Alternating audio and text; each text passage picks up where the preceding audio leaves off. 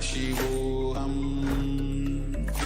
Om Nithyananda Paramashivoham.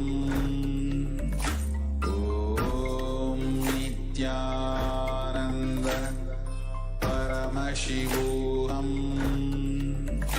Om Nithyananda Paramashivoham. Om Nithyananda Paramashivoham.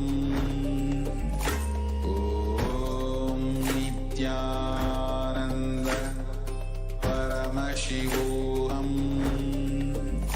Om Nithyananda Paramashivoham.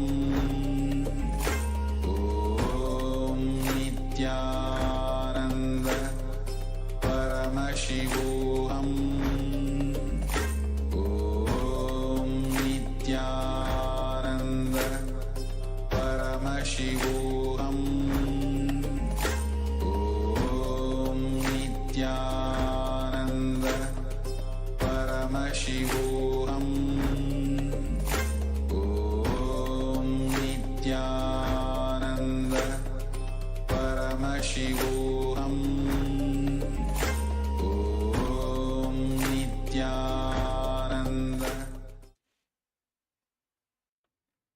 Nithyanandam, we welcome all the Paramashivoham Level 3 participants to the first session of the day, which is Nithyananda Yoga. Now everyone, settle down on your mats, have your Panchabhadram and Udani ready, wear your Abharanam, your Rudrakshamala, apply the Vibhuti and Kumkum, and settle down as we start the session with the Sadguru Vandanam. Nithyanandam Paramasukadam Kevalam Jnanamurtim Bandvaditam Gagana Sadrusham Tatvamasyadilaksham Ekam Nityam Vimalamachalam Sarvadi Sakshibhutam Bhavatitam Trigunarahitam Sadgurum Tam Namami. Now we will chant the Shiva Mula Mantra 11 times. Om Shivaya Namaha. Om Ham Haum Shivaya Namaha. Om Ham Haum Shivaya Namaha. Om Ham Haum Shivaya Namaha. Om Ham Haum Shivaya Namaha. Om Ham Haum Shivaya Namaha. Om Ham Haum Shivaya Namaha. Om Ham Haum Shivaya Namaha. Om Ham Haum Shivaya Namaha. Om Ham Haum Shivaya Namaha. Om Ham Haum Shivaya Namaha. Next up is the Tadvachamanam, the ritualistic cleansing. Now take your Panchapadram and Udani and keep your right hand in the Gokarna Mudra in the shape of a cow's ear. Take an Udani of water, pour it into your right palm. As you chant the following mantra, at the end of the mantra, when the word Swadha is chanted, sip the water from the bottom of your right palm. Om Atmadattam Shodhayami Swadha. Take another Udani of water. Om Vidyadattam Shodhayami Swadha. And one more Udani of water. Om Shivadattam Shodhayami Swadha.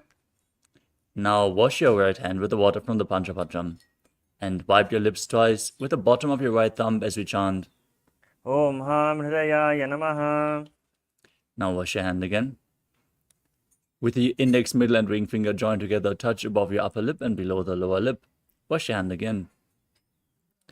With index finger and thumb together, touch the right nostril and the left nostril. With ring finger and thumb joined together, touch your right eye and your left eye, your right ear and your left ear. Wash your hand again. With little finger and thumb joined together, touch your navel, your right chest and your left chest. With the fingertips of all the fingers, touch the crown of your head, the right shoulder, the left shoulder, and your heart center. Wash your hand again. Now, place your right hand over the left and place both hands on the right thigh as we chant the Sankalpa mantra, the conscious resolution to manifest the right context for this yoga session. ममोपात्त समस्त दुरितक्षयद्वारा भगवत् श्रीनित्यानन्द परमशिवप्रीत्यर्थं श्रीनित्यानन्देश्वरी परमशिवशक्तिसमेत श्रीनित्यानन्देश्वर परमशिवप्रीत्यर्थं च अद्य पूर्वोक्त एवं गुणविशेषेण विशिष्टायाम् अस्यां शुभतिथौ पूर्णारोग्ययुक्तदृढगात्रयौगिकशरीरसिद्ध्यर्थं परमशिवशक्त्याविष्करणार्थं नित्यानन्दयोगाभ्यासं करिष्ये. Now wash your hand once more as we chant. Om Abhaupasprisya. With the Tattvachamanam complete now, place the Panchapatam Antadani aside out of harm's way so we can safely start into the yoga practice. With the first asana of the sequence, which is Sukhasana. Now, sit straight with your head, neck, and spine in a straight line. Join your hands on top of the knees. Place the index finger and thumb together in Bindu Mudra. Visualize Lord Shiva in your inner space as you breathe in Samana Kumbhaka. Inhale deeply into your stomach and visualize a flame being formed in your stomach, rising up your spine as you engage all three bandhas, Mahamudra Bandha. The bandhas are the Mula Bandha, the root lock, contracting the perineal floor and pulling it up. The Uddiyana Bandha, the stomach lock, contracting your stomach muscles above and below the navel and pulling it in and up. And the Jalandhara Bandha, the throat lock, tucking your chin to the chest, internally contracting the throat muscles, thus locking the throat. Together, they make Mahamudra Bandha. Internally chant the japa Soham again and again. तत्सुखासनमित्युक्तम् अशक्तत्समाचरेत् आचनं विजितं yen जितं yen जगत्त्रयम्.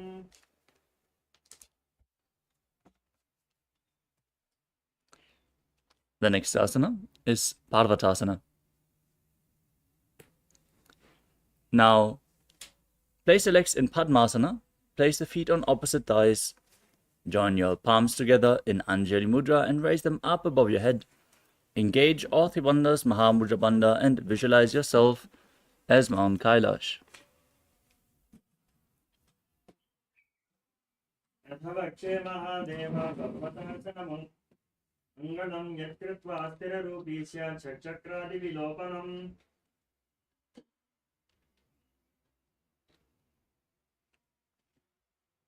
Next up is Halipavasana. Now, join the soles of the feet together in front of your body and extend the feet away as you lean forward and down. Place your forehead on the ground behind the heels and interlock your fingers behind your back in Parashva Mudra as you gaze to the tip of your nose and visualize Swamiji in your inner space, engaging all three bandhas.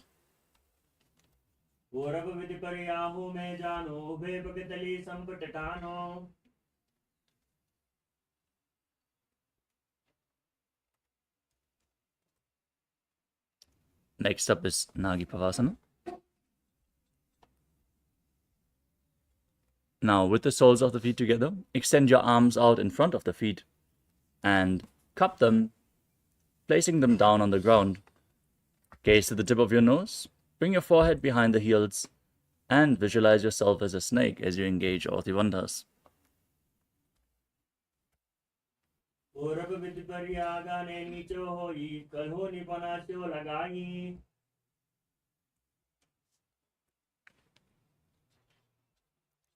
Next up is Kokilasana.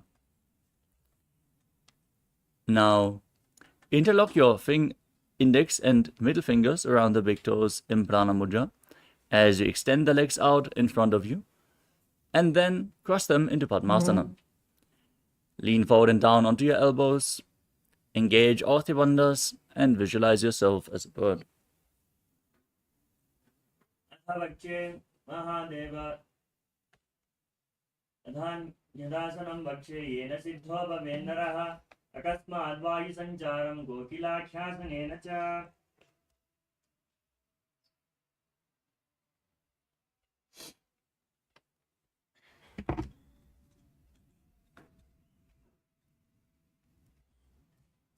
The next asana is Nityasana. Now, stack your knees and ankles, hold on to opposite elbows, and start rotating your arms in a circular motion. Engage all three bandhas, gaze to your nose, and visualize Swamiji in your inner space, and after some time, change the direction of the movement.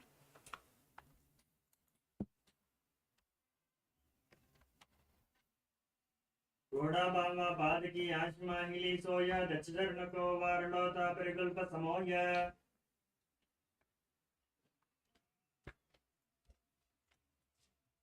The next asana is Ganjasana. Now, place your hands flat on the ground, shoulder width apart, and push your hips up high as you scoop your body forwards and down. As you visualize yourself as an elephant, engage Uddiyana Bandha and Mula Bandha.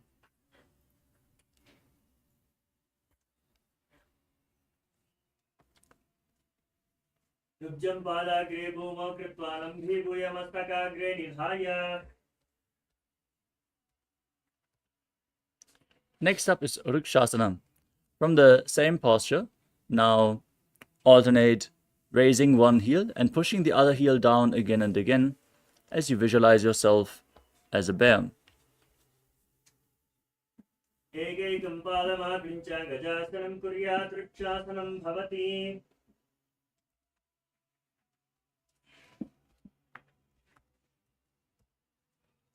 We move on to Vaishyasana. Now raise up onto the tips of the toes, standing on the tips of the big toes if you can. Join your index, middle and ring fingers at the heart center in Hridaya Mudra as you visualize Swamiji in your inner space and engage Uddiyana Bandha and Mula Bandha. Eshena Padayagalam Bhagvatishe Homukaha Adhavaksha Vakshe Kritva Satyavan Bhavet.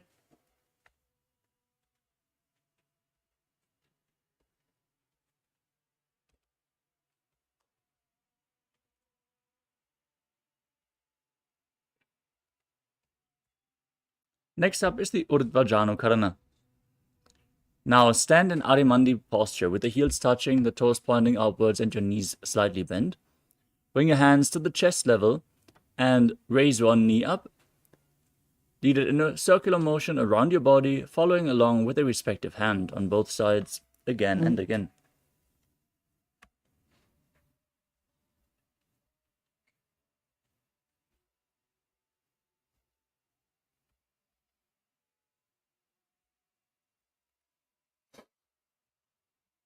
The next asana is Palalingasana. As you stand on the mat, interlock your fingers in front in Sarva Shankari Mudra with the wrists pointing inwards, and then hold on to one knee and pull it up against your chest. Engage all three bandhas and visualize yourself holding a baby.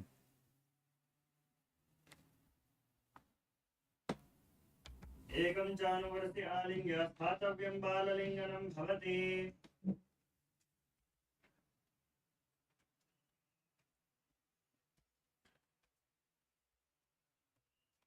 We move on to Padapidanasana. Still standing on one leg, now pull the foot behind your back with both hands interlocked in Padusha Mudra. Pull the heel close to the perineum as you visualize Swamiji in your inner space. Engage all three bandhas. Titve Kaspin Padatale Karabhyam Vesta Yetanam.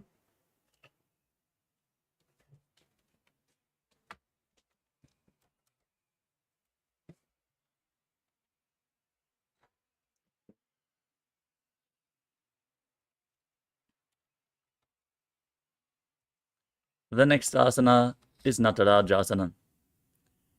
Now stand on the mat, hold on to one foot behind your back, As you lean forward and down, extending the other arm forward, hand in Bindu Mudra.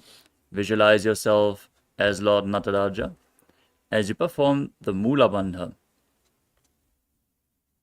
उत्तानपादं क्रौञ्चं च मरीचिं वीरभद्रकं नटराजं त्रिकोणं च सुप्ताङ्गुष्ठप्रसारणे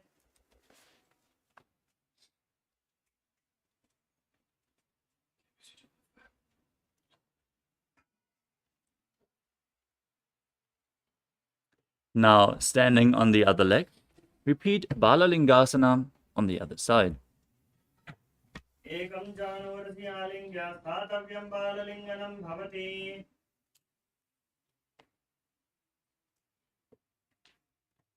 Now repeat Pada Pidanasana on the other side. Pull the other foot towards your buttocks.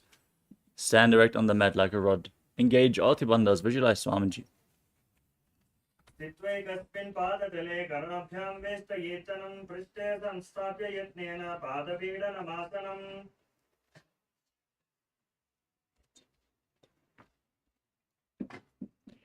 Now repeat Natarajasana on the other side. Hold the foot, lean forward and down, hand in Bindu Mudra as you visualize yourself as Lord Nataraja. उत्तानपादं क्रौञ्चं च मरीचिं वीरभद्रकं नटराजं त्रिकोणं च सुप्ताङ्गुष्ठप्रसारणे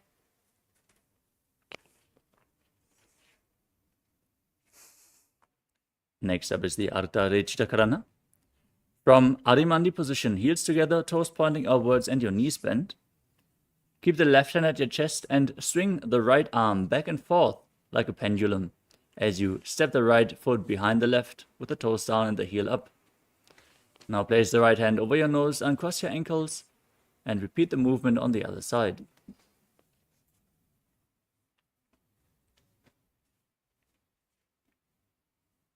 Next up is the skeleton dance. Now visualize yourself as a skeleton and shake your body intensely. Dance wildly on the mat while visualizing your bone structure. This will build intense integrity into your bone marrow.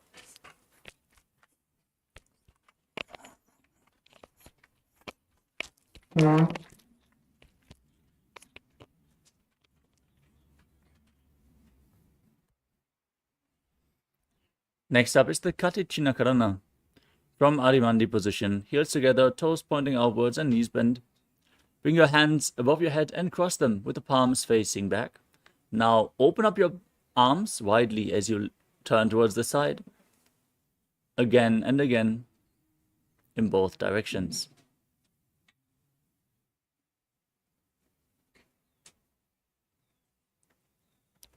The next asana is Tadasana. Now stand tall as you raise your arms up above your head. Keep your palms facing each other. Engage all bandhas and visualize yourself as a palm tree as you internally chant the new japa Shivoham. महामुद्राभत्तकौनो ताडासनविभेदकान् विनोत्तानं सदा कुर्यात् अन्तर्पत्नीपतिप्रिया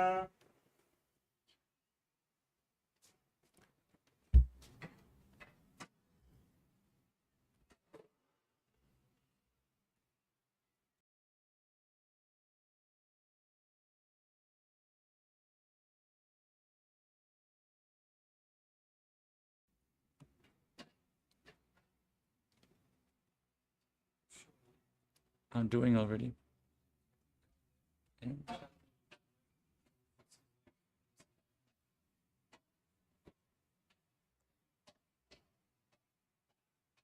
We move on to Uttanasana.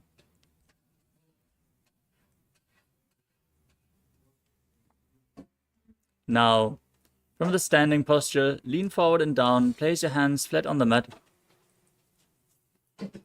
As you visualize Swamiji, engage all bandhas.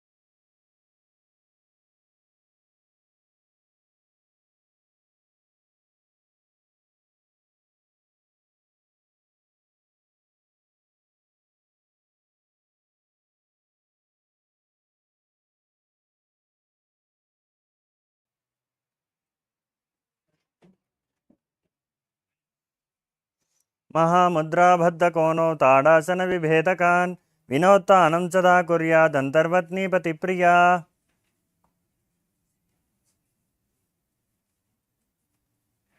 Now we move on to Tadasana. As you keep your hands flat on the ground with the palm, step your feet back into a tall plank position.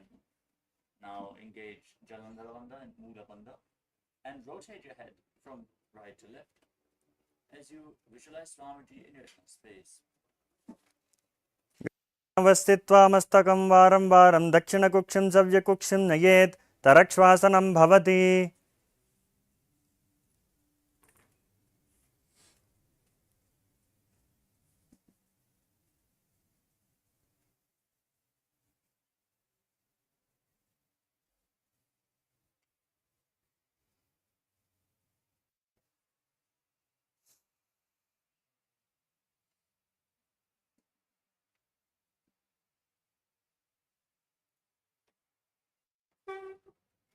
The next asana is Bhujangasana.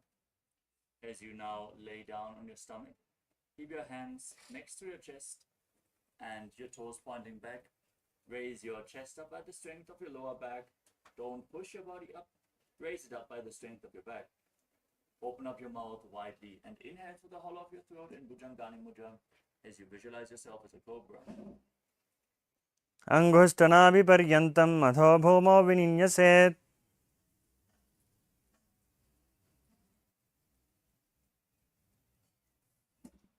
Now push your body up into the plank position and alternate bringing one knee in towards your chest, back and forth in Shashasana, breathing calmly through your nose and visualizing Swamiji in your inner space.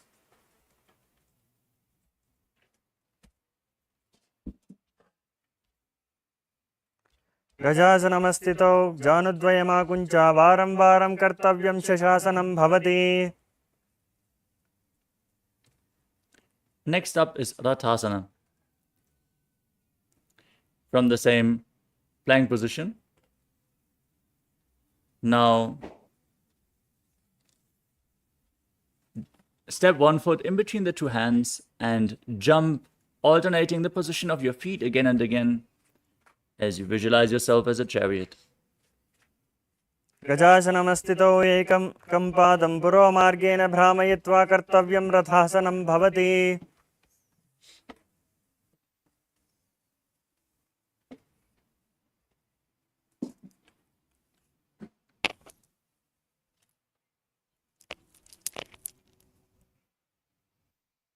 The next asana is Virabhadrasana. Now, with one foot step forward, bend the front knee and keep the back toes facing sideways. As you raise your arms up above your head, engage Uddiyana Bandha and Mula Bandha, gaze to your third eye, and visualize Lord Virabhadra in your inner space. वासिष्ठमथकौण्डिन्यं ऊर्ध्वकुक्कुटमेव च अष्टावक्रमथोत्थानं मयूरं सेतुबन्धनम्.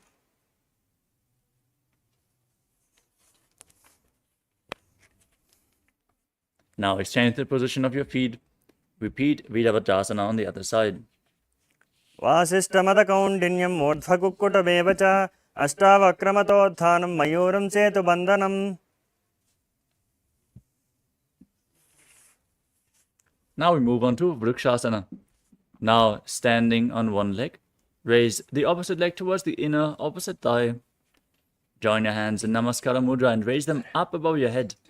As you visualize yourself as a tree, engage Uddiyana Bandha and Mula Bandha. वामोरुमूलदेशे च याम्यं पादं निधायतु तिष्ठेत् वृक्षमद्भूमौ वृक्षासनमिदं विदुः. Next up is Garudasana. Now bring the raised foot to the opposite hip. As you join your hands in Namaskara Mudra in front of your heart, visualize yourself as Lord Garuda and perform the Mula Bandha. गरुडासनमावक्षे येन ध्यानं स्थिरं भवेत्. Now stand on the other leg, raise the opposite foot to the inner opposite thigh as you repeat Vrikshasana, the tree posture on the other side.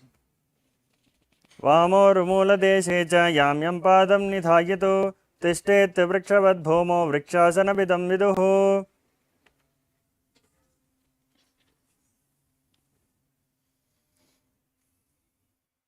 And now repeat Garudasana on the other side. Place the raised foot onto the opposite thigh. Join your hands in Namaskara Mudra. Visualize yourself as Lord Garuda. गरुडासनमावक्षे येन ध्यानं स्थिरं भवेत् सर्वदोषाद्विर्निर्मुक्तो भवतीह महाबली. The next asana is Trikonasana. Now, step one foot forward and the other one far back, keeping the back toes facing sideways. As you extend your arms, keep them parallel to the ground, lean forward and down. Place the hand near the foot and raise the other arm straight as you gaze upwards and visualize yourself as a triangle. उत्तानपादं क्रौञ्चं च मरीचं वीरभद्रकं नटराजं त्रिकोणं च सुप्ताङ्गुष्ठप्रसारणे.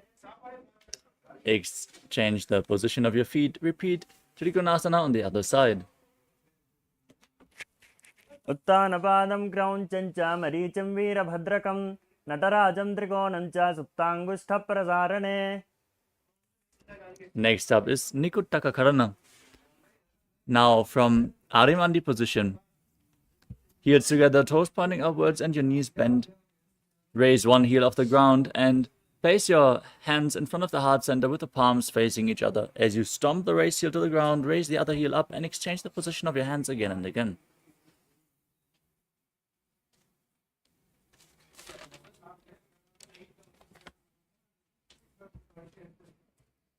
The next asana is Angushtasana. As you keep the feet close together, squat down and sit on the raised heels. Keep your knees lifted off the ground. Join your hands in Namaskara Mudra in front of the heart center. Visualize Swamiji in your inner space and start buzzing like a bee on the inhalation and exhalation in Brahmari Kumbhaka as you perform the Mula Bandha.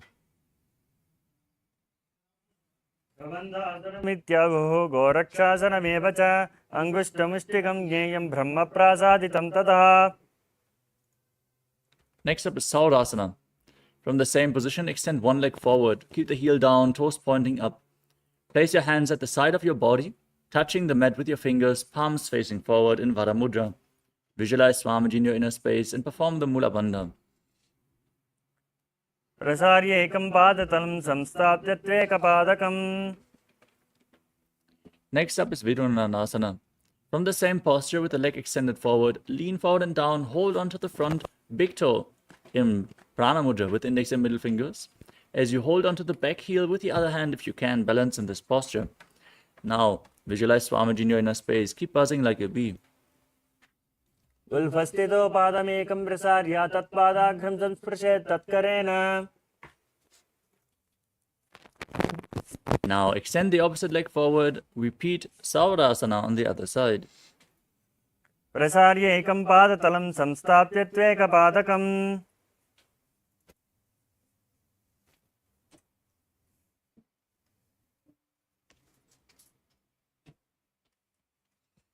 Lean forward and down, hold on to the front foot as you repeat Vidunanasana on the other side. उल्फस्थितो पादमेकं प्रसार्य तत्पादाग्रं संस्पृशेत् तत्करेण.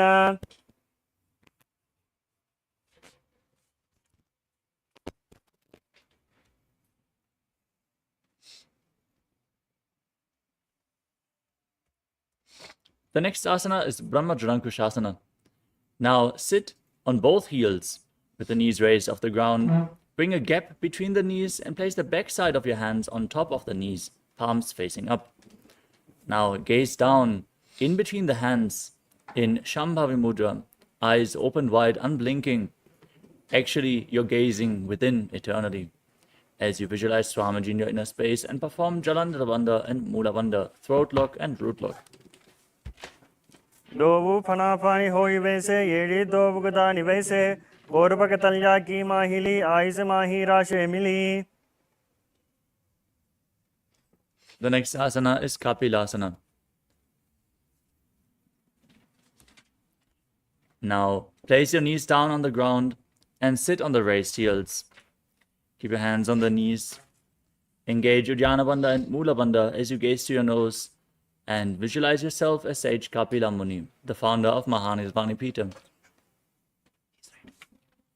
उभय पकतली समट हरावे तिनको माहिली core मिलावे फना फानी वकड़ होई वैसे एड़े दो चोनी निवैसे. The next asana is Bhadragudakasana. Maintain the same posture, but shift your gaze to the third eye and engage the Mula Bandha as you visualize Swamiji. दो वो पकतली संपुट करे कोरबारली वो परिधरे कोरबारली राके से तापरी मूल द्वार टिक बैसे.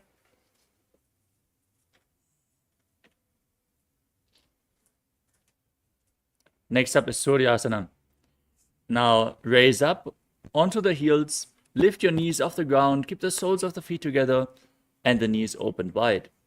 As you join your hands in Padma Mudra, the lotus mudra, joining thumbs and little fingers and raising them up above your head. Gaze through the gap between the palms and visualize Lord Surya in your inner space in Suryasana. एड़ी दो गुदादरी आने फना फाने फेटक पुनिठाने. Now place your knees down and sit on your heels. As you keep your hands on the knees, place your tongue up against the palate of your mouth in Manduki Mudra, catching the nectar of immortality dripping from your Sahasrara chakra. Gaze to your third eye and visualize yourself as a frog as you calmly breathe through your nose in Sahadra Kumbhaka.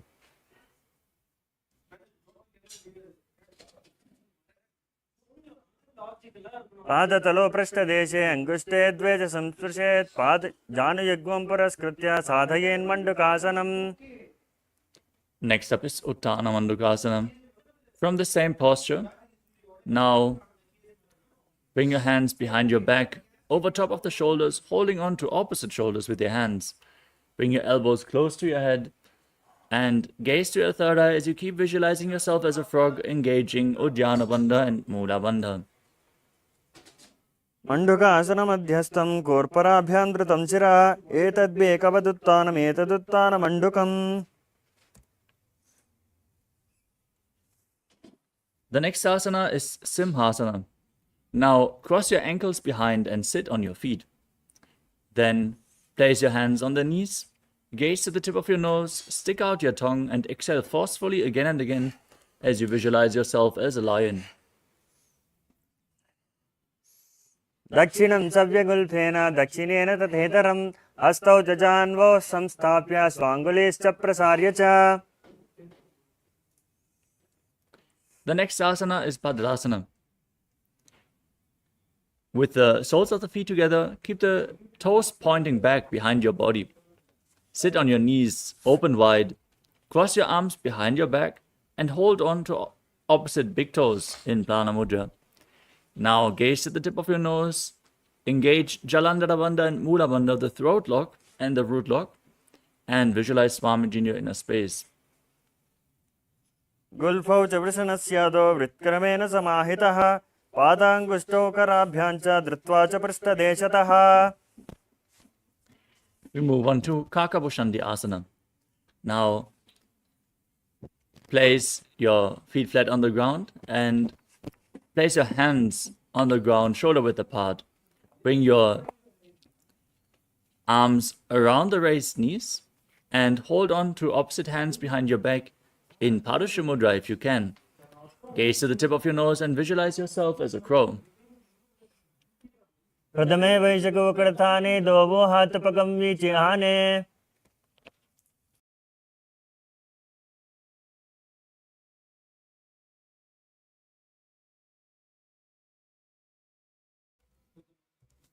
The next asana is Kanipavasana. Keeping your hands flat on the ground in front of you, bring your knees onto your arms towards your armpits.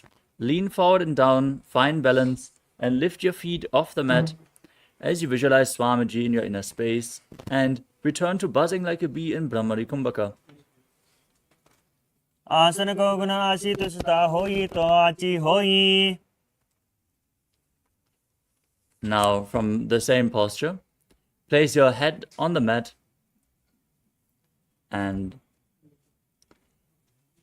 raise your legs up into a headstand posture.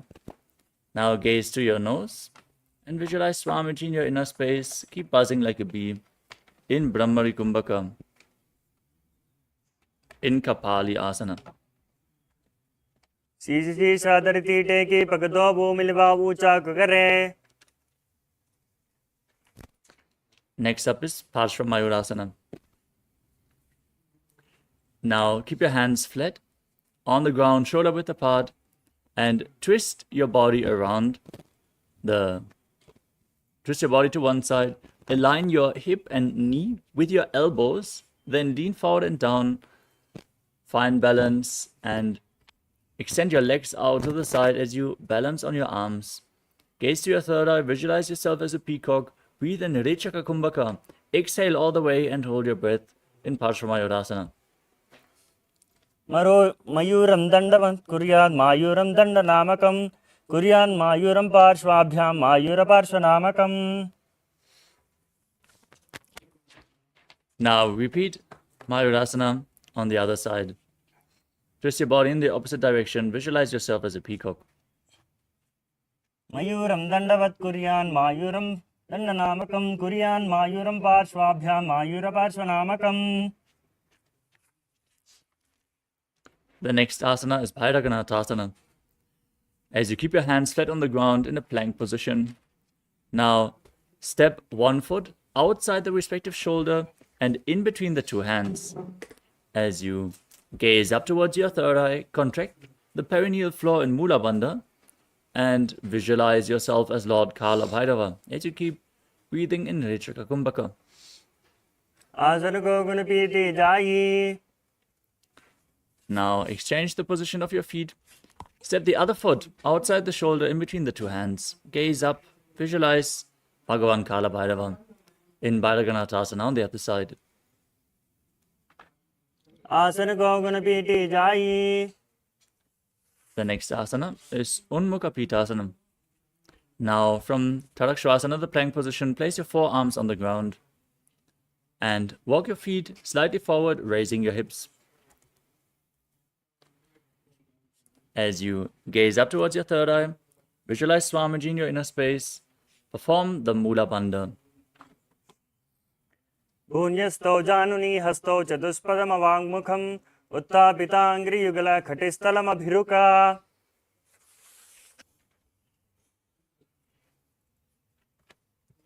The next asana is Vashishtasana.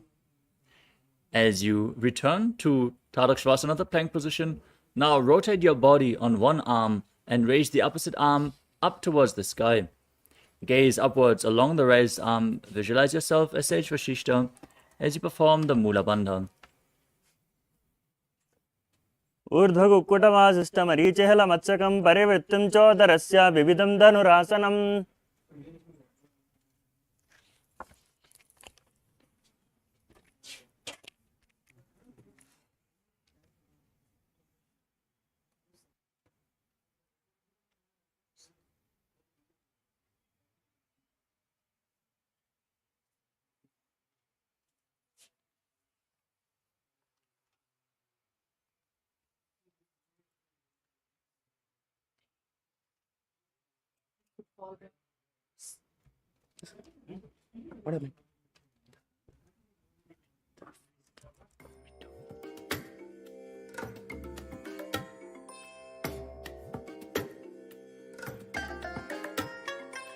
I bless you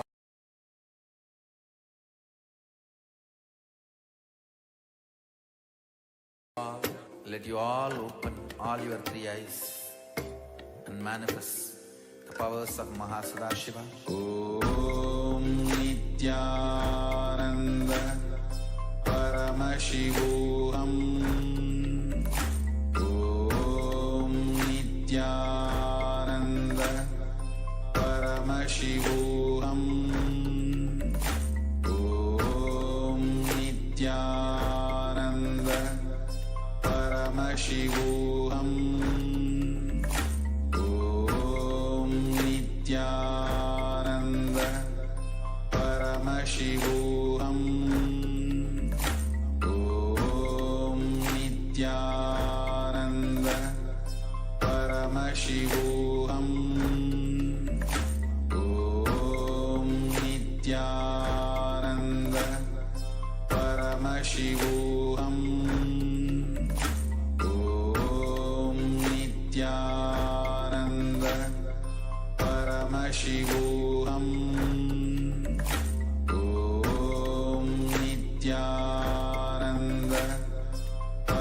Paramashivoham.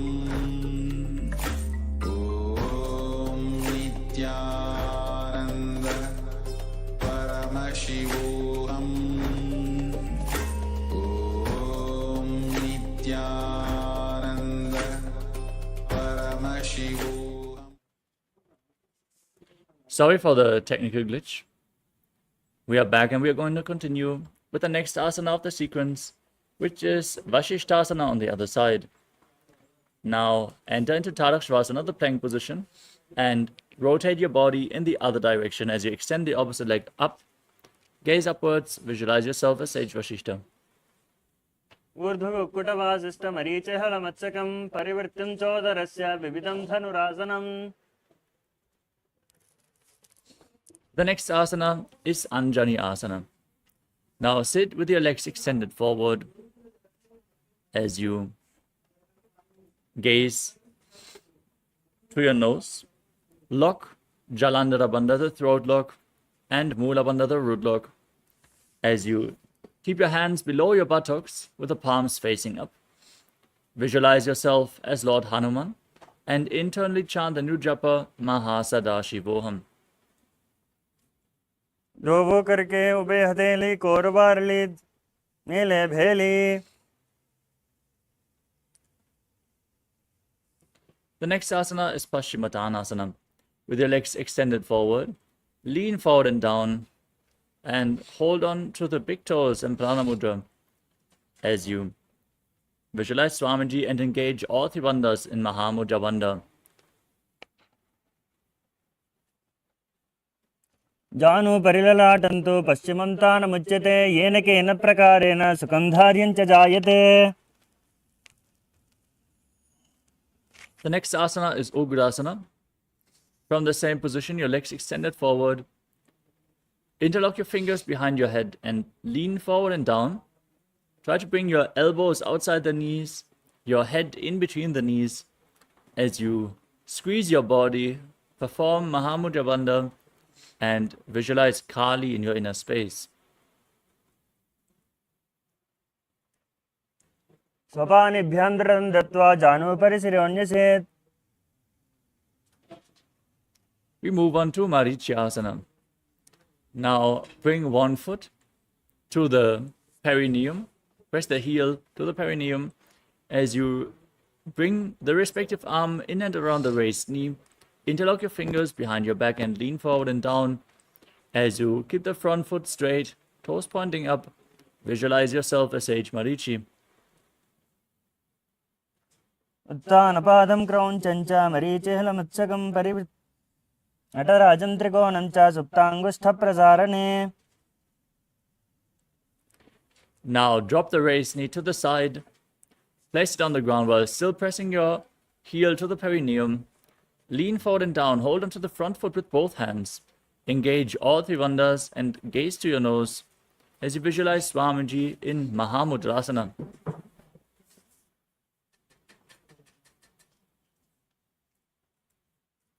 महामुद्रं प्रवक्ष्यामि तन्त्रेऽस्मिन् मम वल्लभे यां प्राप्य सिद्धा सिद्धिं च कपिलाद्याः पुरागताः. The next asana is Marichyasana on the other side. Now press your perineum with the other heel. Lean forward and down as you interlock your hands behind your back. Visualize Sage Marichi. उत्तानपादं क्रौञ्चं च मरीचिं वीरभद्रकं नटराजं त्रिकोणं च सुप्ताङ्गुष्ठप्रसारणे. Now drop the raised knee, lean forward and down, hold onto the front foot. Visualize Swamiji as you perform Mahamudra Bandha in Mahamudrasana on the other side. महामुद्रां प्रवक्ष्यामि तान्त्रेऽस्मिन् मम वल्लभे यां प्राप्य सिद्धा सिद्धिं च कपिलाद्याः पुरागताः. Next up is Bhadrasana 2. Now sit with the heels close to the perineum, soles of the feet together, and bring your hands around the toes. Pull them firmly in as you push your knees down to the ground by the strength of your groin. Gaze up towards the third eye and visualize Swamiji in your inner space.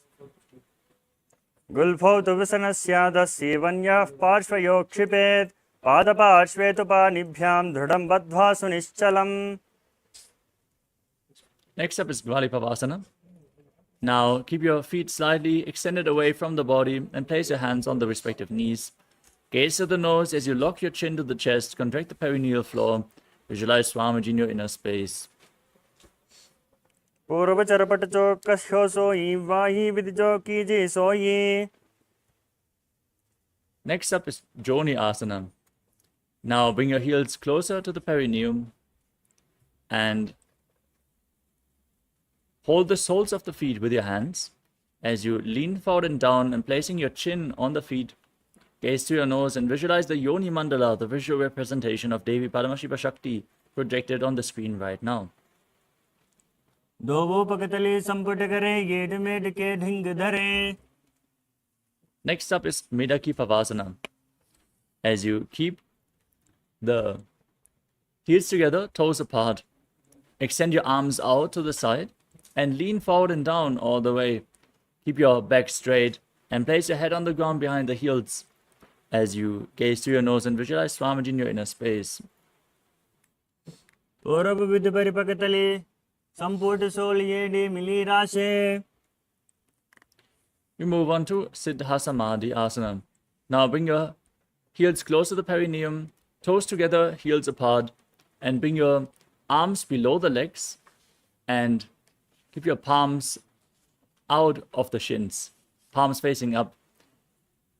Now bring your toes towards your throat if you can as you lean forward and down. Gaze through your nose and visualize Lord Surya in your inner space. दोलो पकतले संपट करे आगा में चोले made आगा में धरे. Next up is Chinaki Pavasana. Now, keep the heels close to the perineum, hold the feet, and place your elbows down on your thighs as you lean forward and down. Press the thighs down as you gaze to your nose and visualize Swamiji in your inner space. जो वो पका के ये day धरती मगवा met लगावे पगतली माहिली कर अंगूठा के सदी सूद जोड़े. Next up is Charapada Chokasana. Now place your hands on the knees, the heels close to your perineum, and slightly push your knees down towards the ground. Open up your hips intensely as you engage Uddiyana Bandha and Mula Bandha. Gaze to your third eye and visualize Swamiji in your inner space. दो वो पकतले संपुट धरे आगाम ने कर jar पसारे. The next asana is Bhairavasana. As you keep the soles of the feet together, now place the toes of the feet down and the heels up. Intensely twist your legs as you gaze to your third eye. And then place your hands on the knees in Bindu Mudra, visualizing yourself as Lord Kala Bhairava in Bhairavasana. गुल्फो संपीड्य चान्योन्यम विक्रमेण some.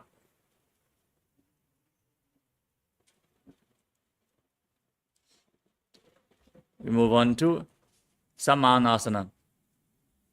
Now keep one heel against the perineum as you pull the other foot up against your chest with both hands.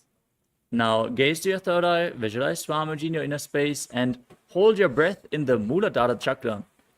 As you contract the perineal floor, exhale all the way in Richaka Kumbhaka. समानासनमा भक्षे सिद्धमन्त्रादि साधनात् एकपादमरो धत्वा गुह्योन्यल्लिंग वक्त्रके.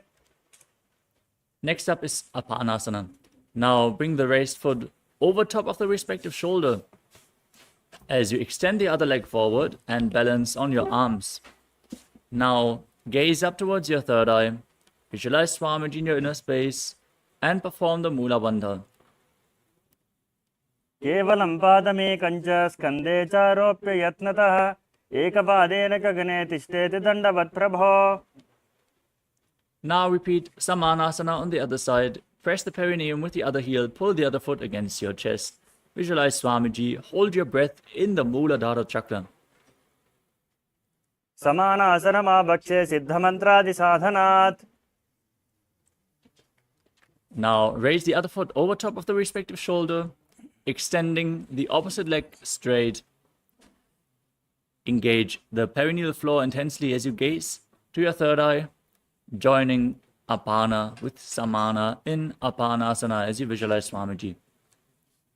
केवलं पादमेकं च स्कन्धे चारोप्य यत्नतः.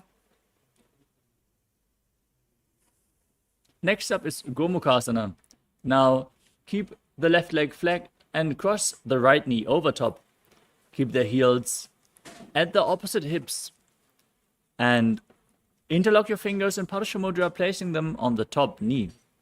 Now gaze to the tip of your nose, visualize the face of a cow, and breathe in Siddhkari Kumbhaka. Hiss through your teeth as you press your tongue up against your palate of the mouth. As you perform the Mula Bandha, internally chant the new japa Om Nithyanandoham. सव्ये दक्षिणगुल्फन्तो पृष्ठपार्श्वे नियोजयेत्. Next up is Anasuyasana. From the same posture now, interlock the fingers around the big toes and engage Dhyana Bandha and Mula Bandha as you gaze to your nose and visualize yourself as Rishika Anasuya. दक्षिण गोडो नीचो टहने वामोता के ऊपर आने. Now, interlock your fingers behind your back. Lean forward and down. Bring your chin over the knee, nose towards the ground. As you gaze to your nose, contract the perineal floor and visualize yourself as Rishika Anasuya in Anasuyasana 2. जीमना घोड़ा की संधि उपरिदावा घोड़ा की संधि मिलाई राशे घोड़ा शोले पकतल्यालो आडबाई सुधा राशे. Next up is Garudasana 2. Now place one foot flat and the opposite leg flat on the mat, perineum pressed against the heel. Now place your hands on the respective knees, pull the raised knee against your chest, gaze to your nose as you visualize yourself as Lord Garuda. Contract the perineal floor and internally chant Om Nithyanandoham.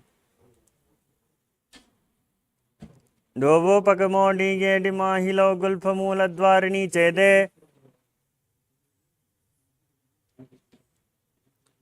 From Garudasana 2, now raise your perineum onto the heel and interlock your fingers behind your neck.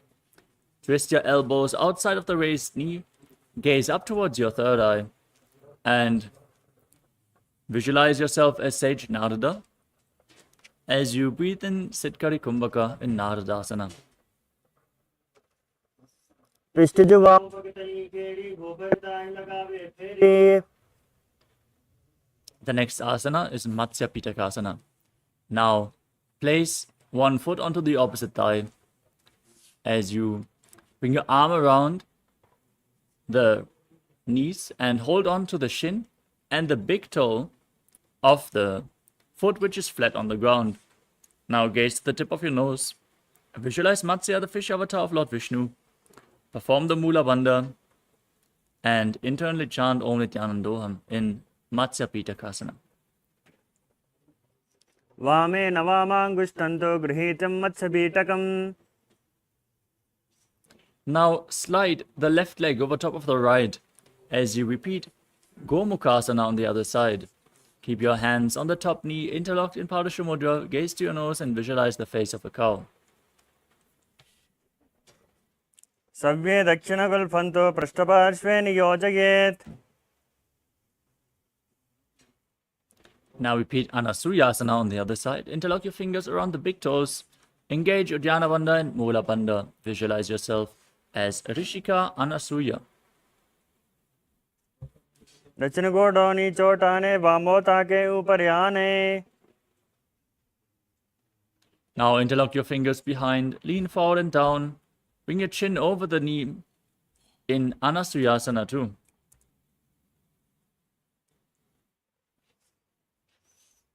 जीमना घोड़ा की संधि उपरिदावा घोड़ा की संधि. Now repeat Garudasana 2.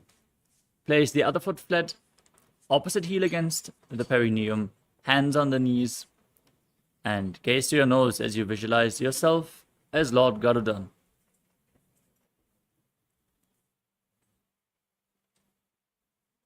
Davopagamodigedi mahilo kalpamiladvarini chede. Now raise your perineum onto the foot, interlock your fingers behind your neck, twist your body outside the raised knee as you gaze to your third eye and visualize yourself as Sage Narada, repeating Naradasana on the other side.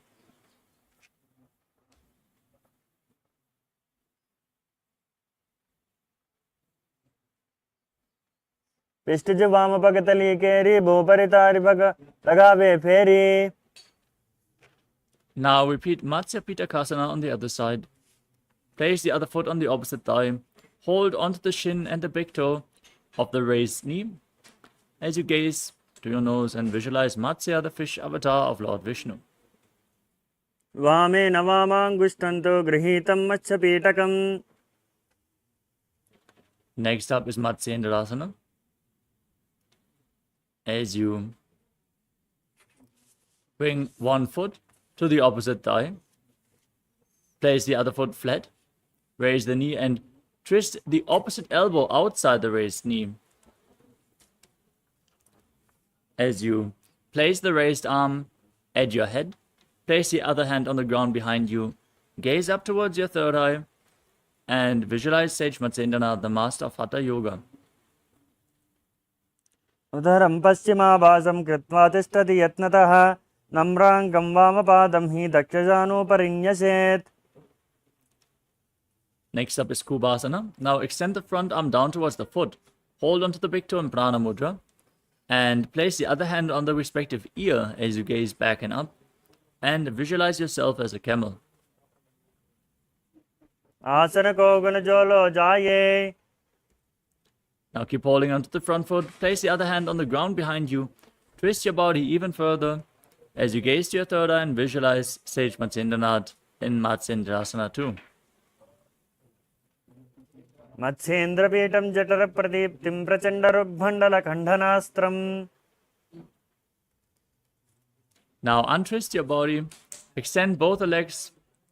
Place the other foot on the opposite thigh as you bring the opposite elbow around the raised knee, hand to your face, repeating Matsyendrasana on the other side as you visualize Sage Matsyendranath. Udaram Paschimabhasam Kritva Tishtati Yatnataha. Now extend the front arm down to the foot, gaze to your third eye, place the other hand on your ear as you gaze up and back, visualizing yourself as a camel in Kubhasana on the other side. Asana Kogana Jolo Jaye.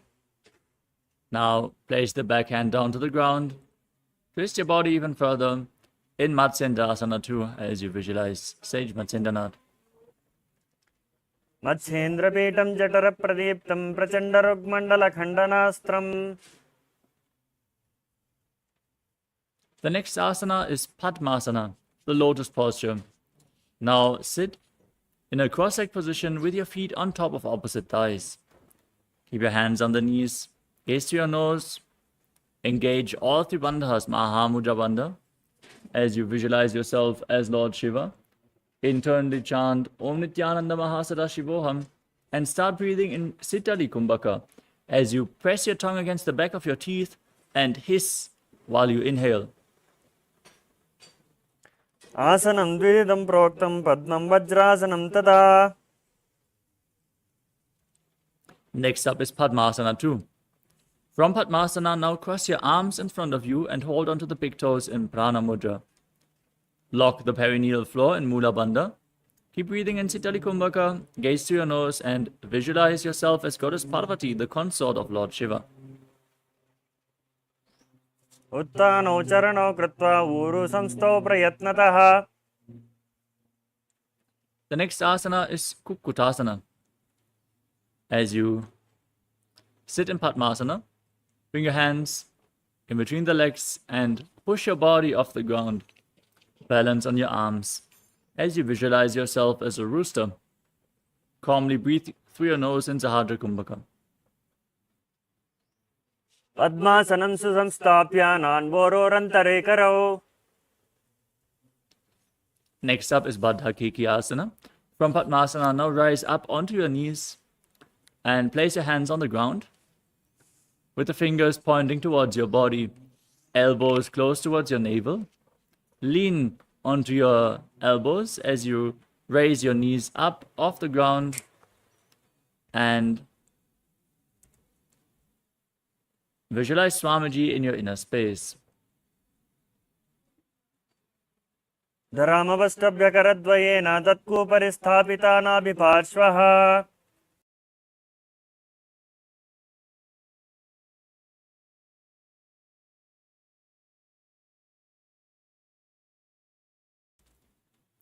The next asana is Mayurasana. Now, with your hands flat on the ground, fingers pointing towards your body, lean onto your elbows, find balance, and lift your legs up off the ground straight in Mayurasana. अथवक्षे Mahadeva मयूरासनमुत्तमं भूमौ निपात्य हस्तौ द्वौ कोर्परोपरि देहकम्. Now lay down flat on your stomach and interlock your fingers around the neck as you keep the toes pointing outwards, heels to the mat. Visualize yourself as a crocodile. Breathe calmly through your nose in Sahajra Kumbhaka and contract the perineal floor in Mula Bandha in Makarasana. अध्यासचेते हृदयं निधाय भूमौ च पादौ च प्रसार्यमानौ.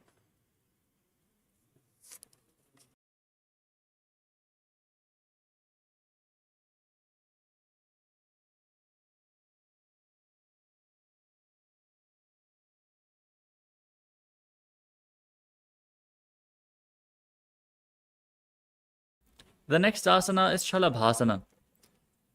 As you keep your hands next to the shoulder level, laying on your stomach, now raise your legs up and visualize yourself as a locust. अध्यासचेते करयघ्नं वक्षो भूमिममष्टभ्यकरयोस्तलाभ्याम्. Next up is Ushtrasana. Now, laying on your stomach, bend your knees and hold onto your feet as you pull them outside the hip, as close to the ground as possible, opening up your hips as you visualize yourself as a camel. अध्यासचेते पदयुग्मं मष्टं पृष्ठे निधाय पीठं कराभ्याम्.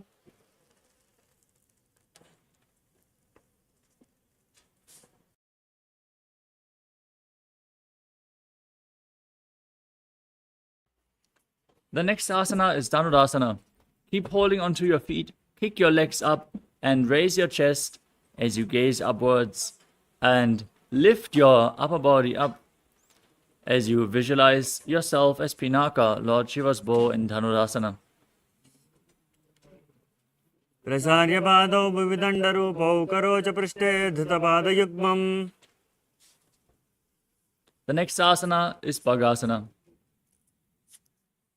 As you sit in a kneeling posture with your heels outside the hips, the toes together behind your body, place your hands on the knees, gaze up towards your third eye, and visualize Swamiji in your inner space as you internally chant the new japa, Om Nithyananda Paramashivoham, the Mahavakya.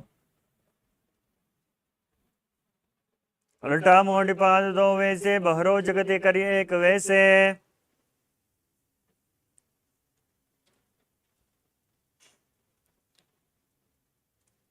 The next asana is Gohi Asana. From the kneeling posture, now place your forearms on the ground and interlock your fingers as you bring your head on the mat, support it with your hands, and walk your feet closer to the body, raise your hips, and then lift your feet off the ground. Squeeze your body into a ball, pull the knees close towards your chest as you gaze through your nose and visualize Swamiji in Gohi Asana. दो हता की कहनी जोई पुनः काले जाने दो ये. From Gohi Asana, extend your legs up straight. Gaze to your nose as you visualize Swamiji and perform the Mula Bandha in Shirshasana.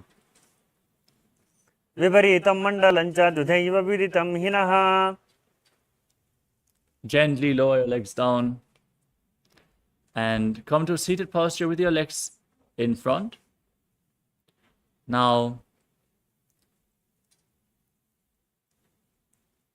raise your legs up off the ground and hold on to your calves as you pull your feet closer towards your face.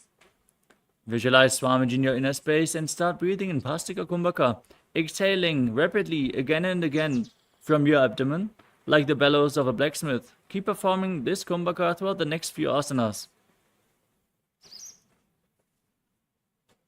दोहतापक भा हरियाणे गोड़ा तरे काकसे ठाने. Next up is Padikasana.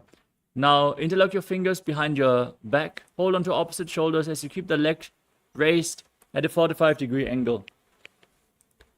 Visualize yourself as a maze and gaze to your third eye in Padikasana. उत्थानं चैनं कृत्वा पादौ मिलित्वा प्रसार्य. Now extend your arms out parallel to the ground. Keep your legs raised at a 45-degree angle, toes pointing up. Gaze to your third eye as you visualize yourself as a boat in Naukasana.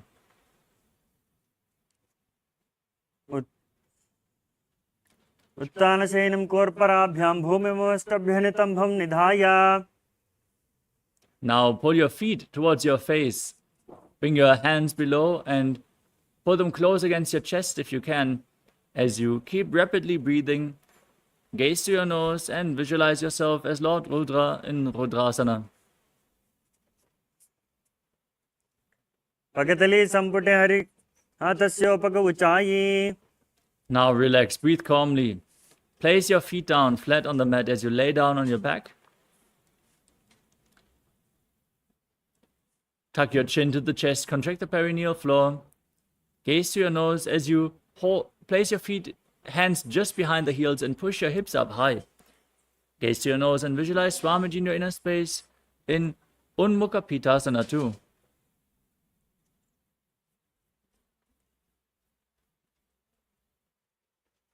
ऊर्ध्वे च जानुनी कृत्वा शबित्वोर्ध्वमुखं तथा उत्थाप्य हस्तौ तिष्ठेत्तु पीठ उन्मुखनामखे.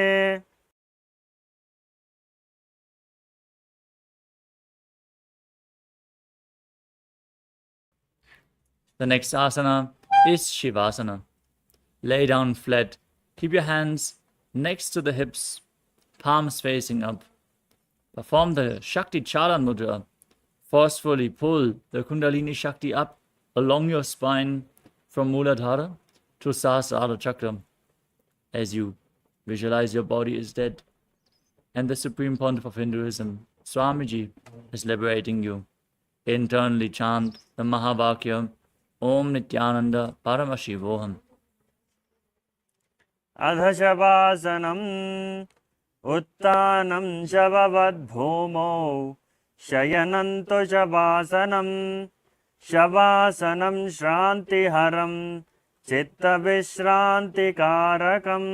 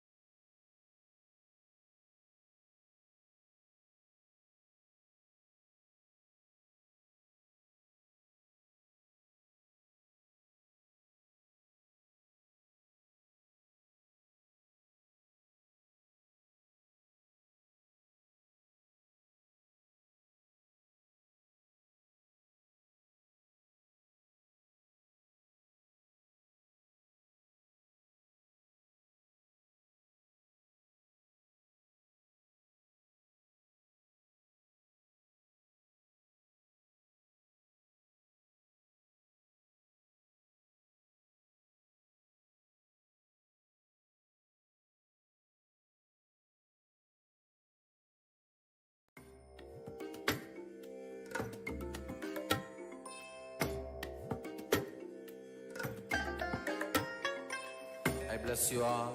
Let you all open all your three eyes and manifest the powers of Mahasudashiva. Om Nithyananda Paramashivoham. Om Nithyananda Paramashivoham. Om Nithyananda Paramashivoham.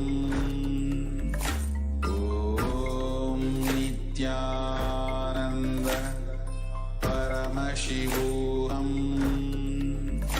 Om Nithyananda Paramashivoham. Om Nithyananda Paramashivoham. Om Nithyananda Paramashivoham. Om Nithyananda Paramashivoham. Om Nithyananda Paramashivoham. Om Nithyananda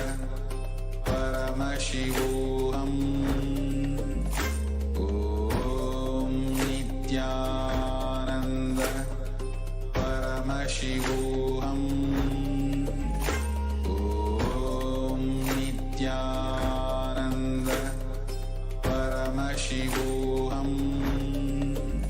Om Nithyananda Paramashivoham. Om Nithyananda Paramashivoham. Om Nithyananda Paramashivoham.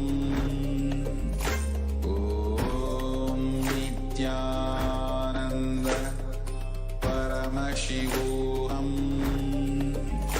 Om Nithyananda Paramashivoham.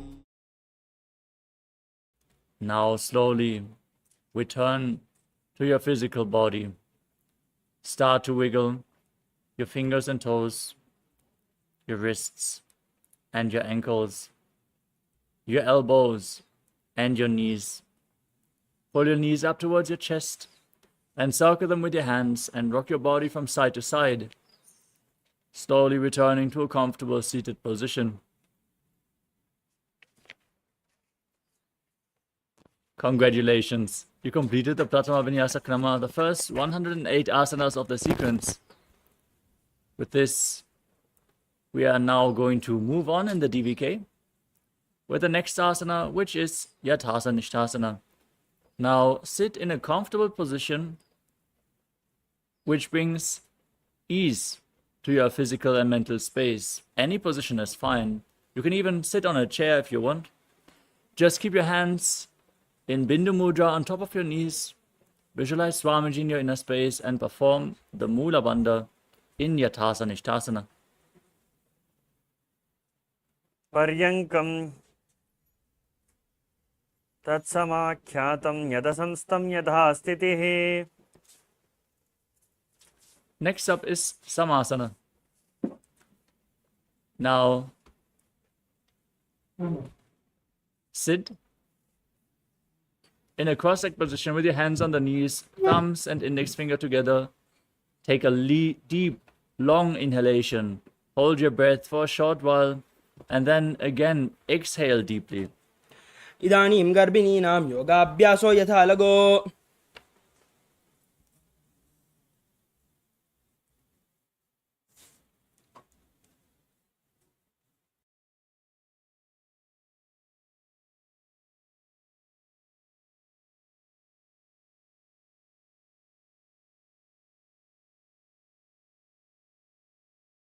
The next asana is Muktasana.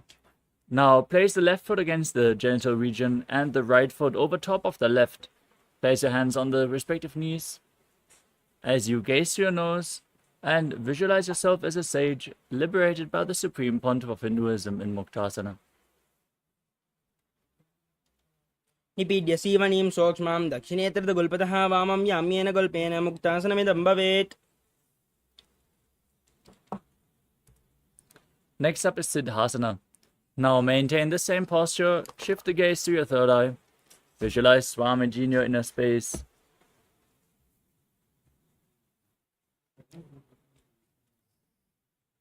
स्थाणुः पश्यन् भ्रुवोरन्तरं चैतन्मोक्षकपाटभेदजनकं सिद्धासनं प्रोच्यते. Next up is Siddhi Asana.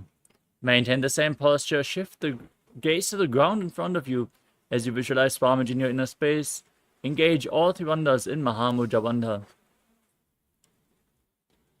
वामपाद की AD जानो सीमणिमदितासकौण्टानो. Next up is Rudrasana 2. Maintain your legs in the same position. Rotate your hands on top of the knees into Bindu Mudra. Gaze to your third eye as you visualize yourself as Lord Rudra.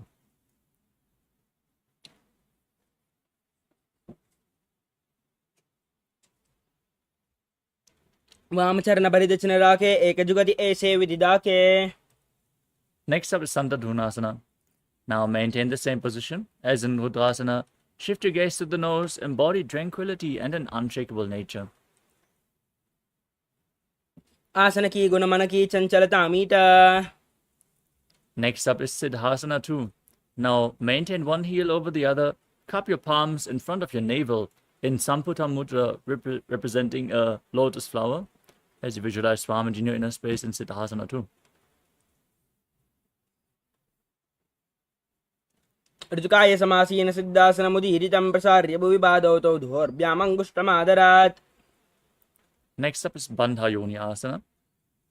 Maintain one heel over the other and set the Sankalpa to manifest through the womb of creation as you contract the perineal floor and get ready to enter Shanmukhi Mudra. Inhale all the way. Close your lips with little and ring fingers, the nostrils with the middle fingers, the eyes with the index fingers, and the ears with your thumbs. यत्र मध्ये महादेव बन्धयोन्यासनेश्वरौ यत्कृत्वा केचरो भूत्वा विचिरेदीश्वरो यता. Next up is Vidasana. Maintain the same posture. Place your hands on the knees in Bindu Mudra and embody the state and space of bravery in Vidasana.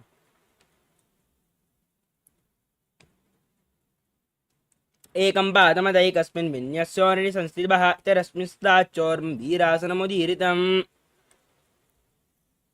Next up is Valmikasana.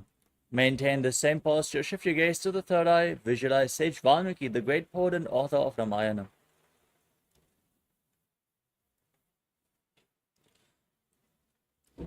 दावा पगा की पगतली पुनि एडे है Zoya. Next up is Joni Mudrasana. Now place your hands flat on your knees. Shift your gaze to the nose and visualize the Yoni Mandala, the visual representation of Devi Paramashiva Shakti. वामपाद की पगतली जाहि माहिली कोरी. Maintain the same posture. Shift your gaze to your third eye. Keep visualizing Yoni Mandala in Yoni Asana.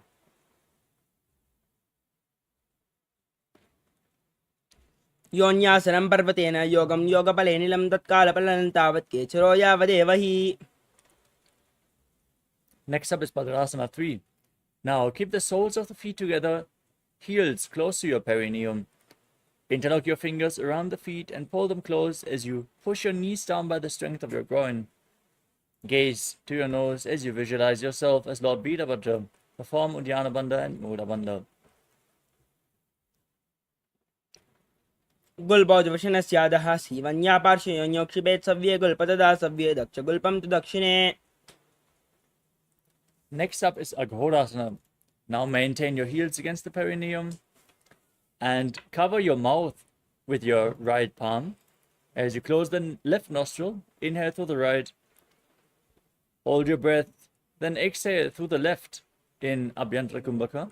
As you gaze upwards towards your third eye, push your tongue up in Kechari Mudra, all along the nasal tract if you can, as you visualize yourself as an Aghori in Aghodasana.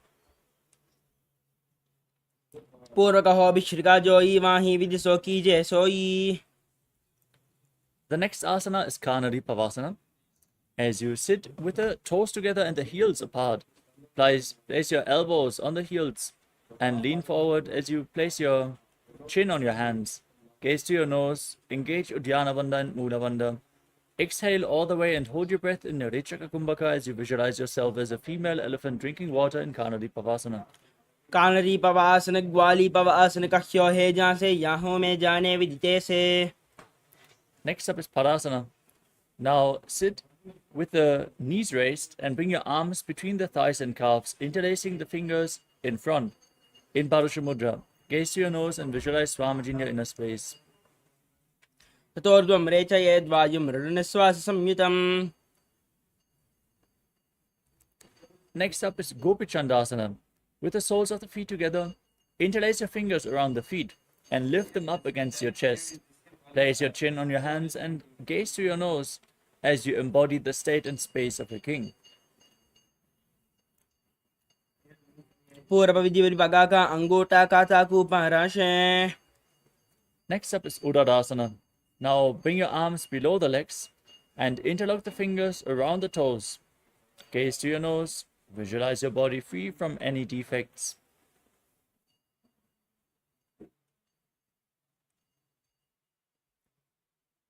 दो पगतली संपुटाने उभय हस्त करे उर्धहिटाने अंगुष्ठ दो समटहरावे चिबुका नीचे ताही लगावे. Next up is Vishishtasana. From the same posture, now raise your feet in front of your face and visualize yourself excelling in everything. दो पगतली जोड़ी संपुट करे. The next asana is Bhujasana. From a seated position, lift both legs over top of the respective shoulders. Bring your arms beneath the legs and up, interlacing the fingers around the back of your neck. Now visualize yourself as a cobra as you keep breathing in Rechaka Kumbhaka.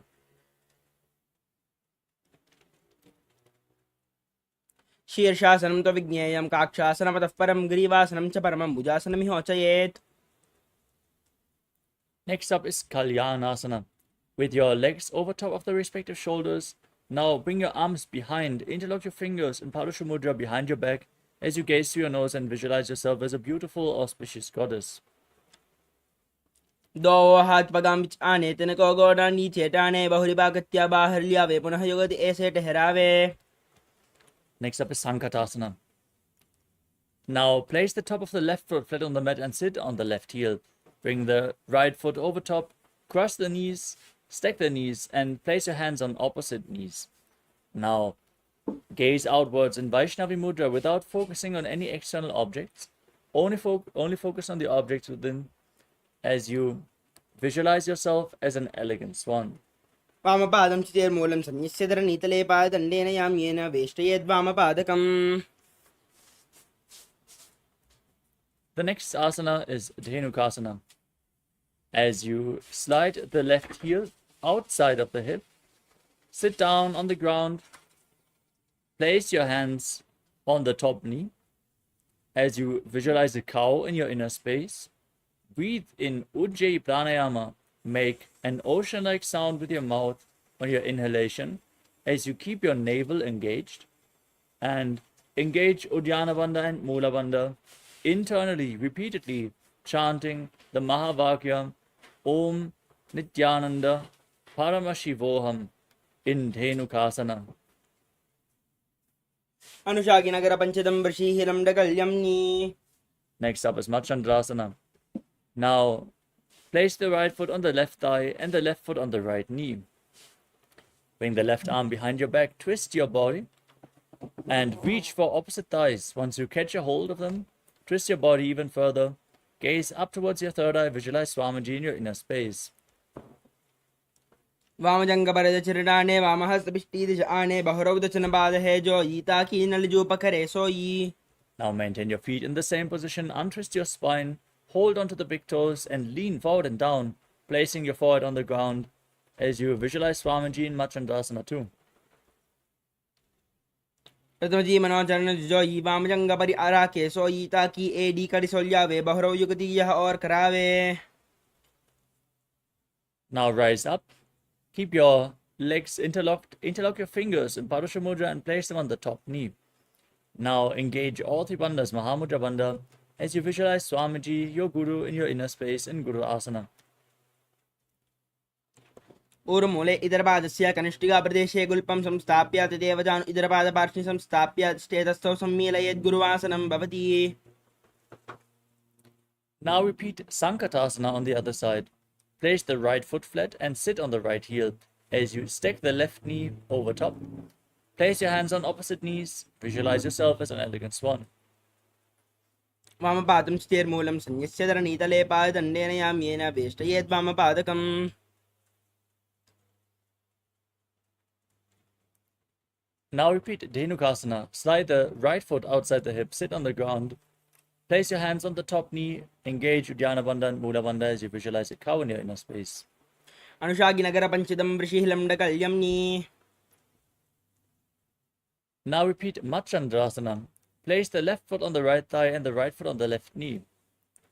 Bring the right arm behind your back. Twist your body. Hold on to opposite thighs. Gaze to your third eye and visualize Swamiji in your inner space. वामजङ्गबलदशिरडाने वामहस्तपिष्टीदशाने बहुरवदचनपादे हेजो यीताकी नलिजूपकरे सोयी. Now hold onto the feet and lean forward and down. Place your forehead on the mat in Machandrasana 2 as you visualize Swamiji. प्रथमजी मनोचरण जुजो यी वामजङ्गबलिराके सोयी ताकी AD करिसोल्यावे बहुरवयुगदीयः और करावे. Now rise back up and interlock your fingers. Place them on the top knee as you engage all three bandhas and visualize Swamiji in Guru Asana. ऊर्मूले इतरपादस्य कनिष्ठिकाप्रदेशे गुल्पं संस्थाप्य तदेव जानु इतरपादपार्श्वे संस्थाप्य तिष्ठेतस्थौ सम्मीलयेत् गुरु आसनं भवति. Next up is Pashasana. Now place your feet flat on the mat and pull your knees against your chest with opposite hands. Press your tongue upwards in Kejari Mudra. Gaze to your third eye and visualize Swamiji in your inner space. पादले भूमौ निधाय जानुनि उर्सनिधाय विपरीतहस्ताभ्याम् ऊर्ध्वहितजङ्गे निबध्य तिष्ठेत् प्रशासनं भवति. Next up is Bodha Shukasana. From the same posture, now hold on to opposite wrists and place your chin on the knees. Keep your tongue up, gaze to the nose, and visualize yourself residing in an abode of bliss. दो बगदली बुबलिदेरे कोरमाहिली ऐसे करे कोरमाहिली उकड़बे से जंगा चाती अग्रनिवेशे. Next up is Kurakatasana. Now bring your arms below the legs and hold on to opposite elbows. Gaze to your nose and visualize Swamiji in your inner space as you perform the Mula Bandha.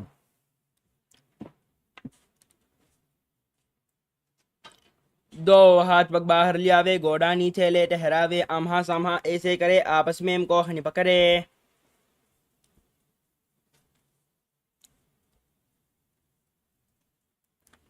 Next up is Sumati Asana. Keep your hands holding opposite elbows underneath your knees as you cross the right foot over top of the left with the toes pointing upwards. Now gaze to your nose, keep your tongue in Kichari Mudra and visualize the great sage and Maharishi Sumati in Sumati Asana. मूलद्वार धरती बरिराने दावा पग बरदज बद आने दाई भाकती कोले आवे हाथ एक Amtar ठहरावे.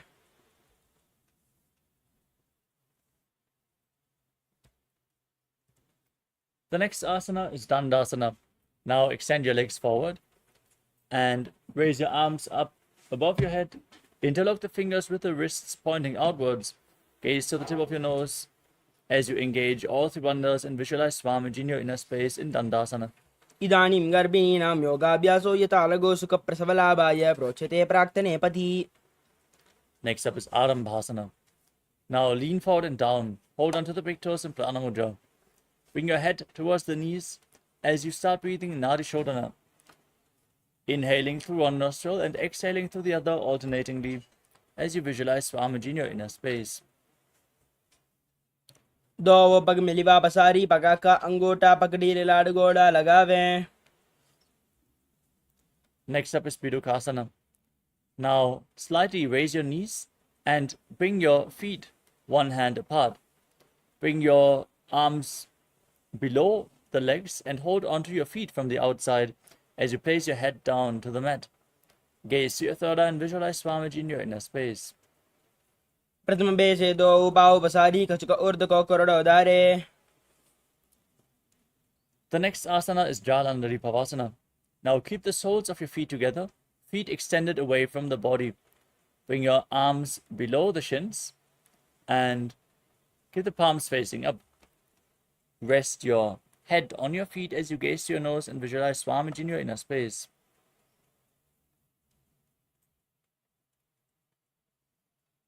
AD महिला के दीजिए हाथ बसारी.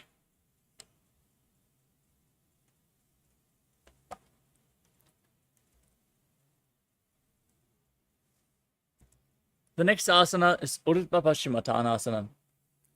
With your legs extended, now lift one foot behind your neck. Lean forward and down and hold onto the front foot with both hands as you visualize Swamiji and perform the Pratyahara Pranayama.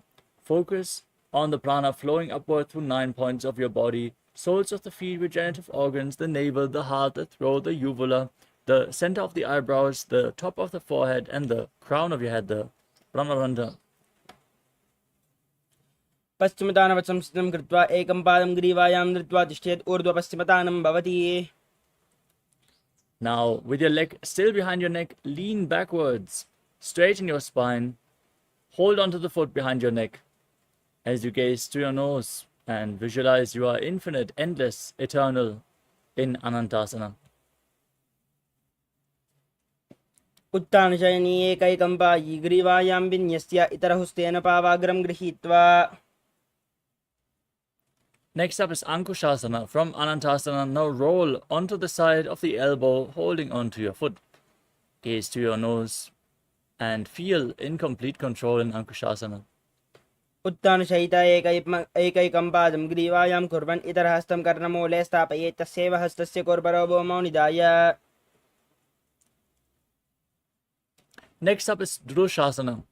As you lay on your back, now pull your knees against your chest, encircle your legs with your arms, and rock your body from side to side, relaxing your spine.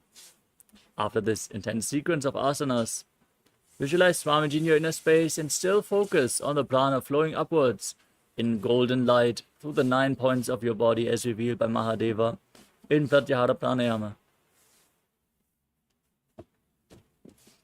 उत्तानशयिता एकैकं पादं ग्रीवायां कुर्वन् इतरहस्तं कर्णमूले स्थापयेत्. Now repeat Urdhva Paschimottanasana on the other side.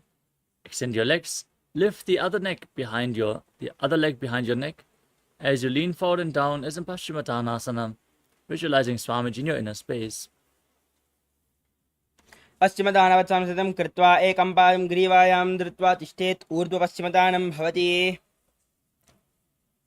Now repeat Anantasana on the other side. Lean backwards, hold onto the foot behind your neck as you gaze to your nose and visualize your infinite, eternal, endless Ananta.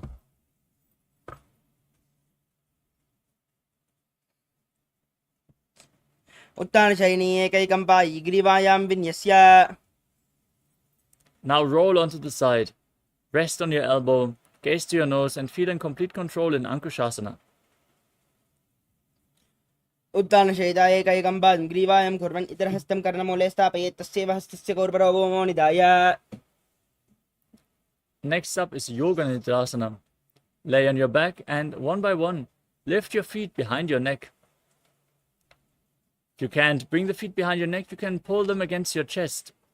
Open up your hip as you gaze to your nose and visualize Swamiji in your inner space. पादाभ्यां वेशयेत् कण्ठं हस्ताभ्यां पृष्ठबन्धनं तन्मध्ये शयनं कुर्यात् योगनिद्रा सुखप्रदा. Next up is Atma Ramasana. With your feet raised up towards your head, bring your arms underneath and interlock them behind your neck. Gaze to your nose and visualize Lord Vishnu is blessing you from within. Atmaram आसन प्रथमसुतो सोवे. Next up is Kochikasana. Now lay down on your back and pull your knees against your chest with the soles of the feet pointing up and your arms extended out to the sides at shoulder level. Now gaze to your nose and visualize Swamiji in your inner space as you perform the Mula Bandha. दो हाथ सीधा सा करें, तिरस ube सिपा करे, ऊंचाई आगाने आने बहरो युगदि ऐसे विधिवाने.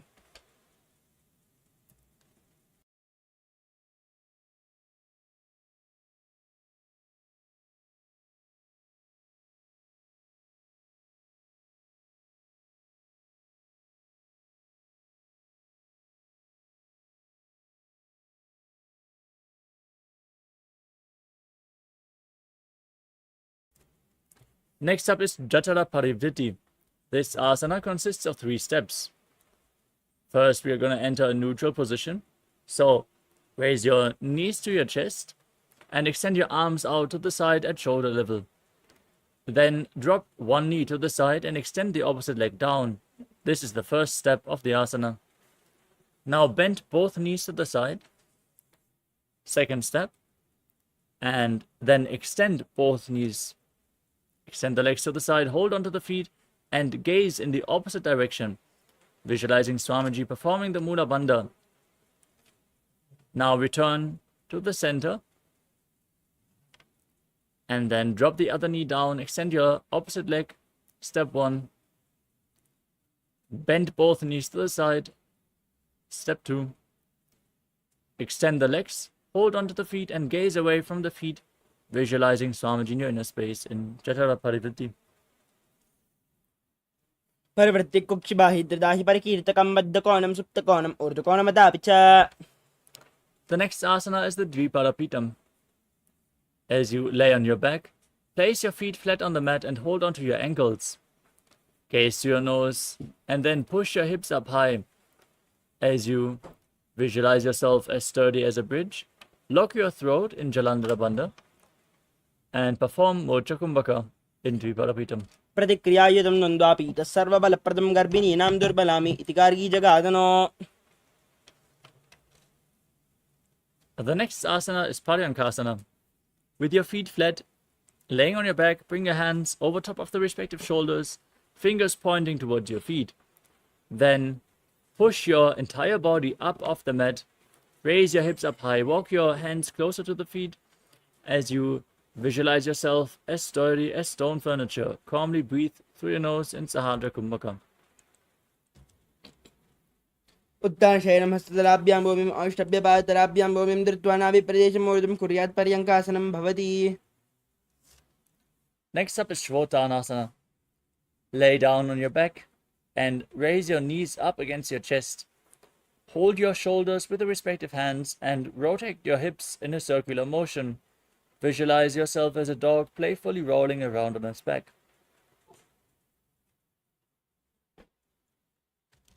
शववत्सरीरं संस्थाप्य जानुनी सम्मील्यनाभवान् ये हस्ताभ्यां कन्दरां बद्ध्वा भामयेच्छुत्थानं भवति.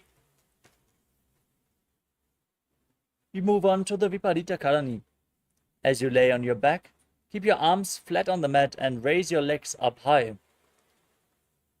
Point your toes upwards and move your legs in a circular motion as you visualize Swamiji in your inner space. अथ विपरीतकर्णी मुद्रा भूतिले सुशिरौ दत्त्वा. Now stop the movement of your legs. Be sturdy as you visualize Swamiji in Viparita Karani too. करणी विपरीताख्या सर्वादिव्यादिनाशिनी नित्यम् अभ्यासयुक्तस्य जाटराग्निविवर्धनी. Next up is Langalasana. You can lower your legs, but then again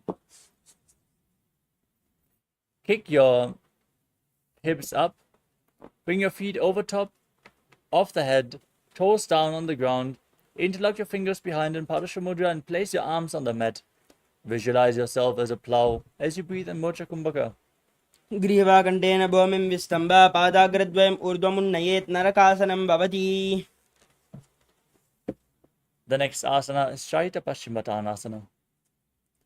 As you maintain your feet over top of your head, now hold on to your feet with your hands. This is one of the 84 different asanas revealed directly by Lord Paramashiva himself. Internally, repeat the Mahavakya, Om Nithyananda Paramashivoham. उत्थानं शयित्वात् कुर्वीत शयितपश्चिमदानकम्. Next up is Supta Konasana. From the same posture, bring your hips above the shoulder level and open your legs wide. Visualize Swamiji in your inner space and breathe in Moja Kumbhaka.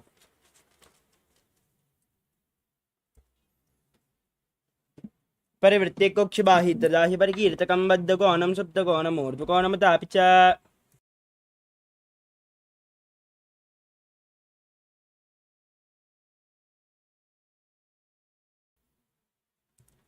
The next asana is Chakrasana. Now join your feet back above your head, hold onto your ankles, and then roll onto your back as you visualize yourself as a chakra, a wheel in Chakrasana. शवासनस्य द्वौ पादौ कुर्यान्मस्तकतः परौ विक्रमेण ततः शीघ्रम् एतत् सर्वस्य साधनं चक्रासने गुल्मप्लीहावतरोगादिनाशनम्.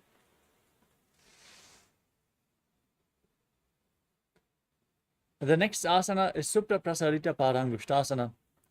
Lay on your back and raise your feet up vertically. Then hold onto the big toes in Prana Mudra and open your legs wide to the side as you visualize Swamiji in your inner space. उत्थानपादं क्रौञ्चं च मरीचं वीरभद्रकं नटराजं त्रिकोणं च सुप्ताङ्गुष्ठप्रसारणे.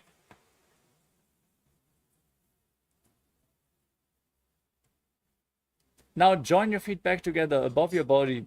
Keep holding onto the big toes. Visualize Swamiji in Supta Padangushtasana. उत्थानपादं क्रौञ्चं च मरीचं वीरभद्रकं नटराजं त्रिकोणं च सुप्ताङ्गुष्ठप्रसारणे. Next up is Matsyasana. From Supta Padangushtasana, now cross your legs into Padmasana. Lay on your back and bring your arms above the head, holding onto opposite elbows behind your neck. As you gaze to the tip of your nose and visualize Matsya, the fish avatar of Lord Vishnu. मुक्तपद्मासनं कृत्वा उत्थानशयनाच्चरे कोर्पराभ्यां शिरो वेत्स्य मत्स्यासनं तु रोगः. Next up is Parasharamasana. From the same posture, now place the backside of the right hand onto the left palm, palms facing up above your head. Gaze to your nose and visualize Lord Rama in your inner space. प्रथमकरे पद्मासन आचे सुदोषो वेभो परिपाचे. Next up is Sarvangasana. As you lay on your back with your legs in Padmasana, bring your hands to the lower back and kick your knees and hips up off the ground. Hold your lower back, elbows on the ground supporting your body. Lock your throat in Mocha Kumbhaka. Gaze to the nose and visualize Swamiji in your inner space. तदवक्षेत्रसंक्षेपात् सर्वाङ्गासनमुत्तमं यत्कृत्वा योगनमनो विद्याभिः पण्डितो यथा. Next up is Vrishikasana. Lay down on your back and place one foot onto the opposite thigh. As you pull the opposite knee against your chest, raise your arms up above your head and hook your fingers forward as you gaze up towards your third eye and visualize yourself as a scorpion in Vrishikasana. Now place the opposite foot onto the opposite thigh. Repeat Vrishikasana, the scorpion posture on the other side. The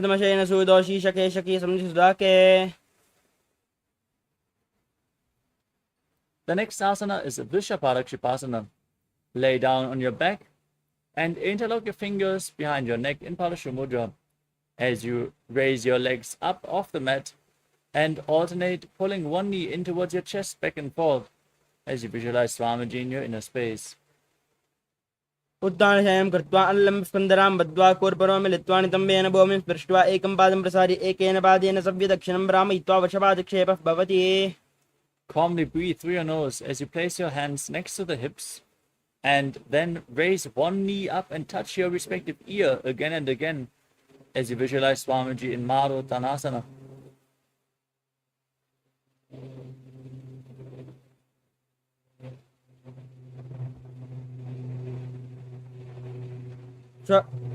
श्रद्धासंस्थितिः कृत्वा ध्यानद्वयं पर्यायेन कर्णयोः संस्पृशेत् मरोत्थानं भवति. The next asana is Vrikasana. As you lay on your back, now place your feet flat and stand up and lay back down again and again as you visualize yourself as a wolf.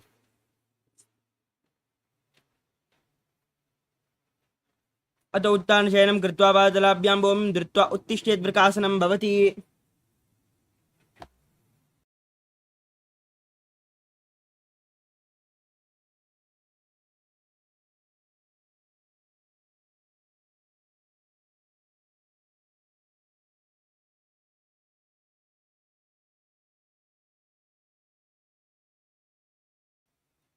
The next asana is Lutasana. As you lay down on your back, kick your legs over your head and roll over again and again as you visualize Swamiji in your inner space and finally end in a prone position on your stomach. अत उत्थानशयनं कृत्वा पादलाभ्यां भूमिं धृत्वा उत्तिष्ठेत् प्रकाशनं भवति. Next up is Sadatasana. As you lay on your stomach, keep your hands next to the shoulders, the toes pointing back. Contract your lips, make a whistling sound with your mouth as you inhale, visualizing yourself as a chariot, carrying warriors into a battle for Dharma on your chariot back in Sadatasana. उत्थानशयनं पादौ शिरौ लङ्गौ भूमौ स्थापयित्वा निब्जं भूयाति निब्जं शयनं पृष्ठं भूमौ निधाय. Next up is Dehalulanganasana.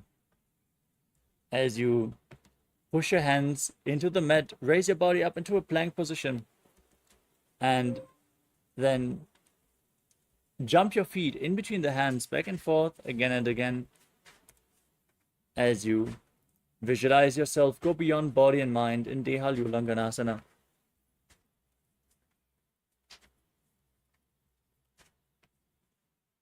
हस्तद्वयं बद्ध्वा तन्मध्ये चरणद्वयम् उड्डानैव बहिरानैव अतः नयेदेहल्युल्लङ्घनं भवति.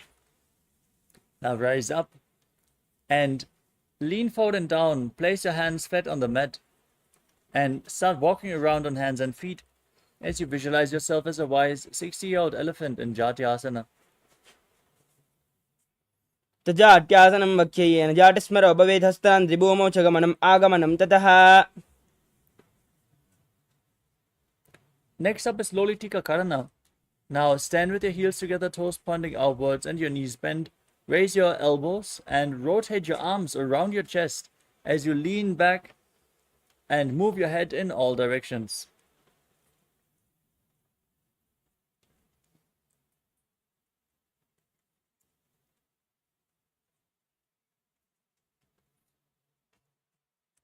Next up is Sarapasana. Now tie your feet with a rope if you have a rope available and stand erect on the mat like a rod.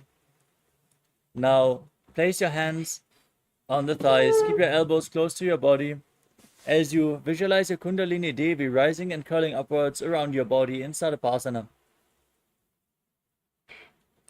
अथ सर्पासनं वक्षे वायुपानाय केवलं शरीरं दन्तपत्यष्टे दर्जुबद्धस्तु पादयोः. Next up is Ushtra Sadhanasana. As you lean forward and down, place your hands on the mat and hold onto your toes from the front.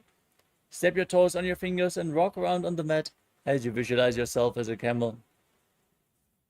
मुष्टिकनिष्ठिकाप्रदेशेन भूमौ निधाय उपरिपादतले संस्थाप्य अश्वशरीरं चलनीयम् आश्वासनं भवति. Next up is Ashvasana.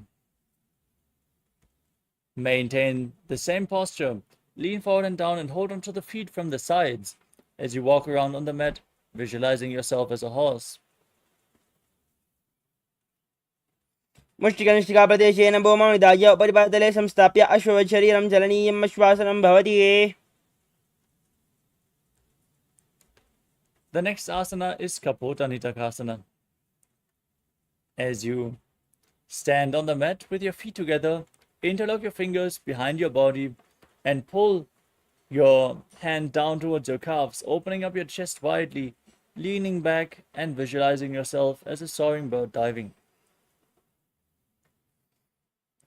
पादतले भूमौ निधाय पृष्ठभागेन हस्तौ जङ्घापर्यन्तं नीत्वा कपोतनिटकं भवति.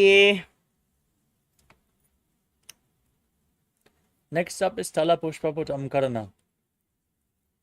As you stand with the heels together, toes pointing outwards, your knees slightly bent, join your hands in Namaskara Mudra and bow down to one side, opening up the palms and raising the respective heel off the ground as you visualize yourself holding a bouquet of flowers and offering it to Paramashiva.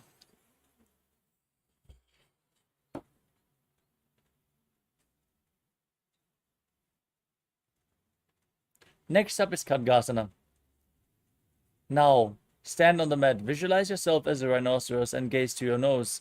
Then, lay down on your stomach, jump your feet up towards your hands and stand again, joining your hands in Namaskara Mudra in front, symbolizing the horn of the rhinoceros. नुजा सरदमासनं कृत्वा पातलाभ्यो भूमिम् अवष्टभ्य उत्तिष्ठेत् खड्गासनं भवति. Next up is the Uttanottanam. You can hold weights if you want to intensify this asana. As you sit down all the way, and stand back up again and again, gaze to your nose and visualize Swamiji in your inner space as you calmly breathe in Sahadra Kumbhakam. पुनः पुनः उत्थातव्यम् आसितव्यम् इति उत्थानोत्थानं भवति.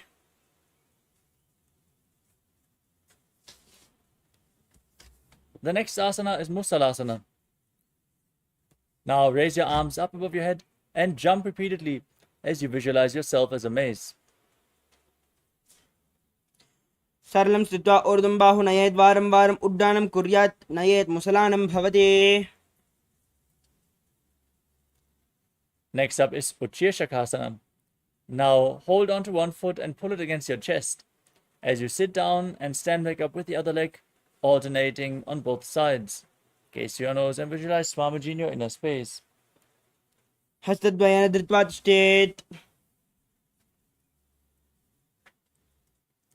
Next up is Parshvadranukarana. Now stand with one foot pointing outwards and the knee bent as you raise the other heel against your chest and circle the leg with your arm, hand in a fist, as you place the other hand on the respective inner thigh with the fingers pointing inwards.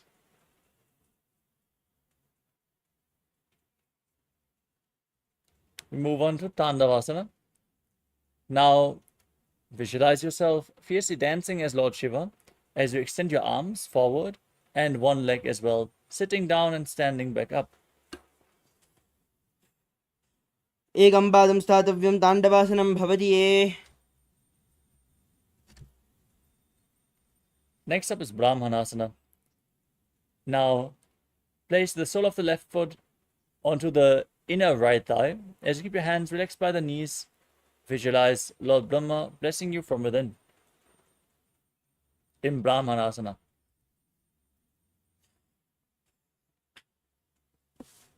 ब्राह्मणासनम् आवक्ष्येयत् कृत्वात् ब्राह्मणो भवेत्. Next up is Garudasana 3. Now bring the left leg over top of the right and hook the left toes behind the right calf. Bring the left arm below the right and join your hands in Namaskara Mudra as you visualize yourself as Lord Garuda. उत्तानकूर्मबीजं च संहस्गारुडमेव च वादायनं गोमुखं च भारद्वाजं त्रिविक्रमम्. Next up is Ekapadasana. Now raise the left foot onto the right thigh. Keep your hands relaxed by the side as you stand one-legged, visualizing Swamiji in Ekapadasana. उत्तानकूर्मबीजं च संहस्गारुडमेव च वातायनं गोमुखं च भारद्वाजं त्रिविक्रमम्.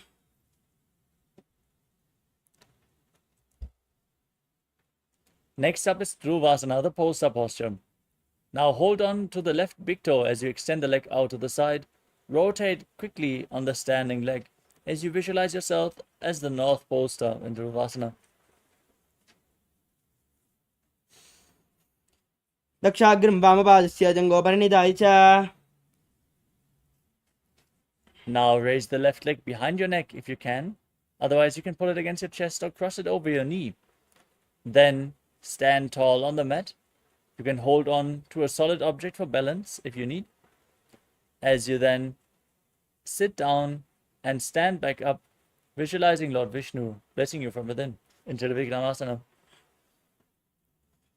ग्रीवायां पादं संस्थाप्य स्थातव्यम् उत्थातव्यं त्रिविक्रमासनं भवति.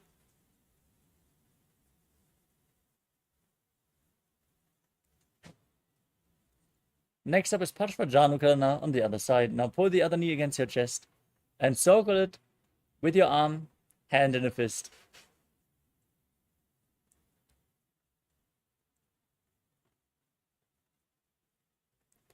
Now repeat Tandavasana on the other side. Extend your arms and the other leg. Sit down and stand back up as you fiercely dance as Lord Shiva. एकेन पादेन स्थातव्यं ताण्डवासनं भवति. Next up is Brahmanasana on the other side. Now place the right foot to the inner left thigh. Keep your hands relaxed by the side as you visualize Lord Brahma blessing you from within.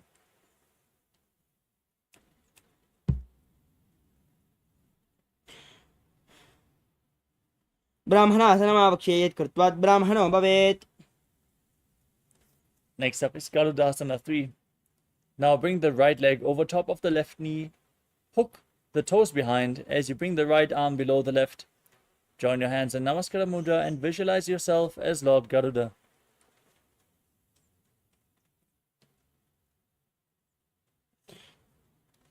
उत्तानगौरवपीडं च संहसगारुडमेव च वातायनं गोमुखं च भारद्वाजं त्रिविक्रमम्.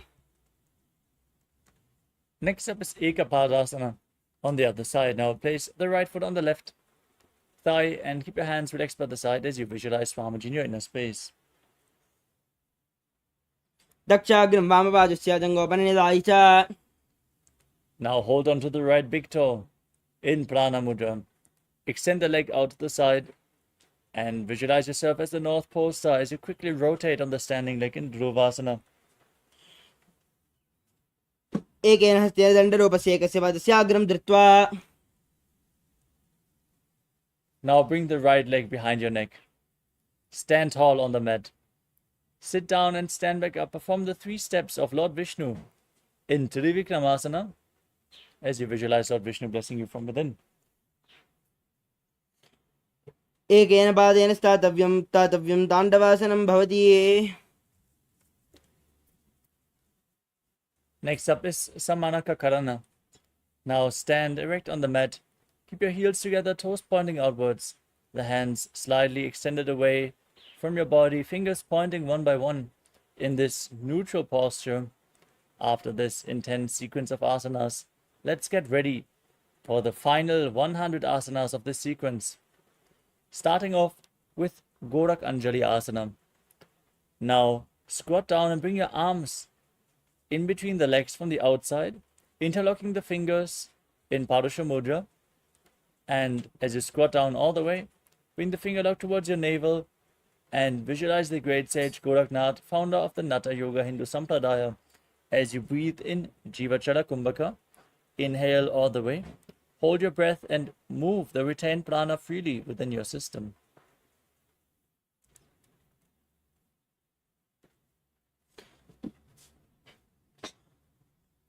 प्रथमहे वोहोय बाहुरेणि च उपनिहोवे. We move on to Kanchi Asana. Now bring your arms in between the legs and interlock your fingers behind your butt as you visualize Swamiji in your inner space. पूर्वमध्यस्थस्थो निवेश्य तं धृत्वा. Next up is Bhairava Asana. Now squat down all the way and keep your heels close to the perineum. Then interlock your fingers behind as you gaze towards your navel and visualize Bhagavan Kala Bhairava, the Lord of Time.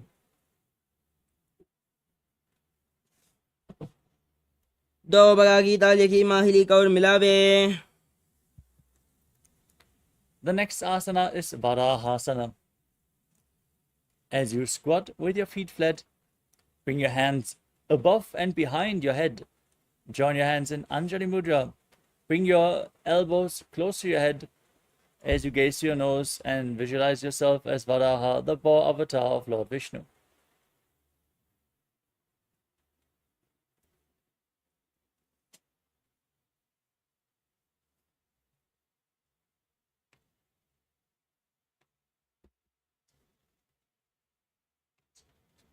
दो बगा गीता लिखी माहिली कौर मिलावे. We move on to Pripitasana.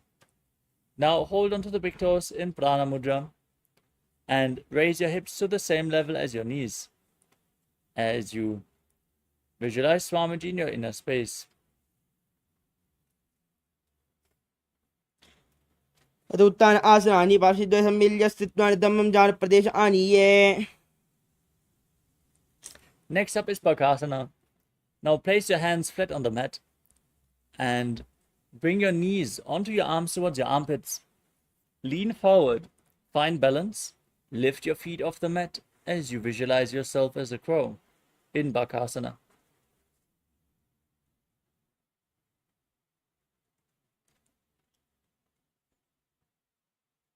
तदुत्थान आसनानि पार्श्वद्वये सम्मिल्य स्थित्वा धम्मं जान प्रदेश आनीये. Next up is Sushtanga Kapalyasana. With your hands flat on the mat, your knees onto your arms,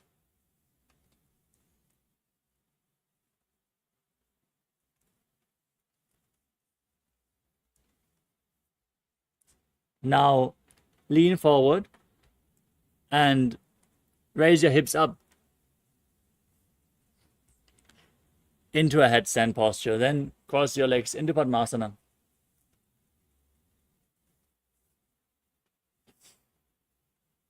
आसने की गुण कपाल आठ होई.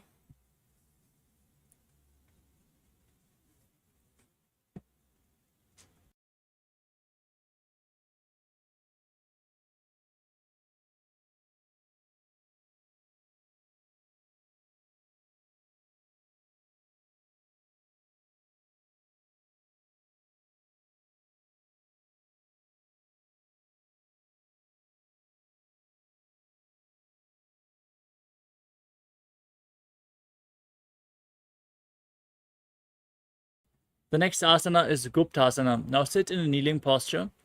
Keep your heels outside the hips and the toes touching behind your body as you rest your hands on the knees.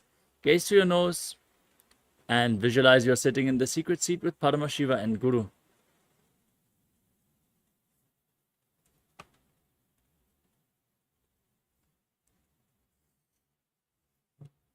जानर्वोरन्ते पादौ कृत्वा पादौ च गोपयेत्.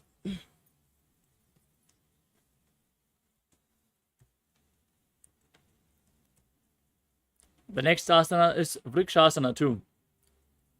Now place your palms on the ground and raise your legs up into a handstand posture. You can lean against a wall or ask a partner to assist you in the performance of this asana. It should be performed by everyone to purify the 7 chakras. Now visualize yourself as a tree with deep roots growing into the ground.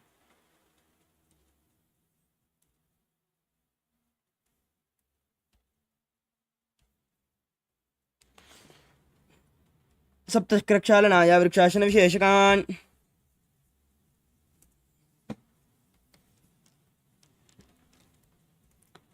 The next asana is Shibo Asana. Maintain the handstand, gaze to your third eye and visualize tejas flowing to your third eye. दो बगजोई माहे गुल्प मिलाएं. Gently lower your body down and place your hands flat on the ground, shoulder width apart. As you lower your body down and push it back up again and again, visualizing yourself as a fish in Matsyasana too. निब्जं शयनं कुर्परो पार्श्वभागायां मृड्वाकृत्ये.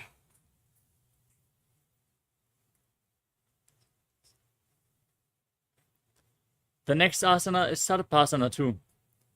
As you lay on your stomach, now place your hands on the hips, raise your chest and move it from left to right as you visualize and move your body like a snake.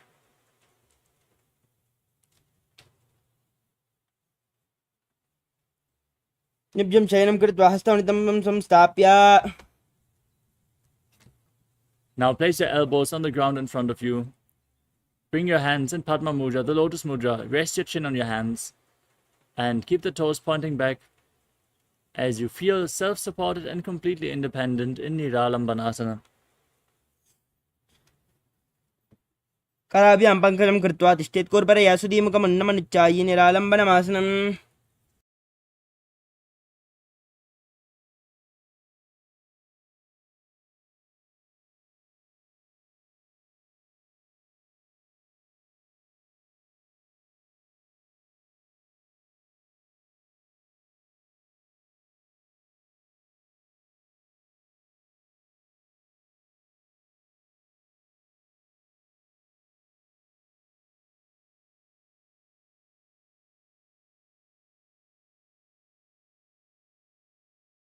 The next asana is Chaturasana, as you lay on your stomach.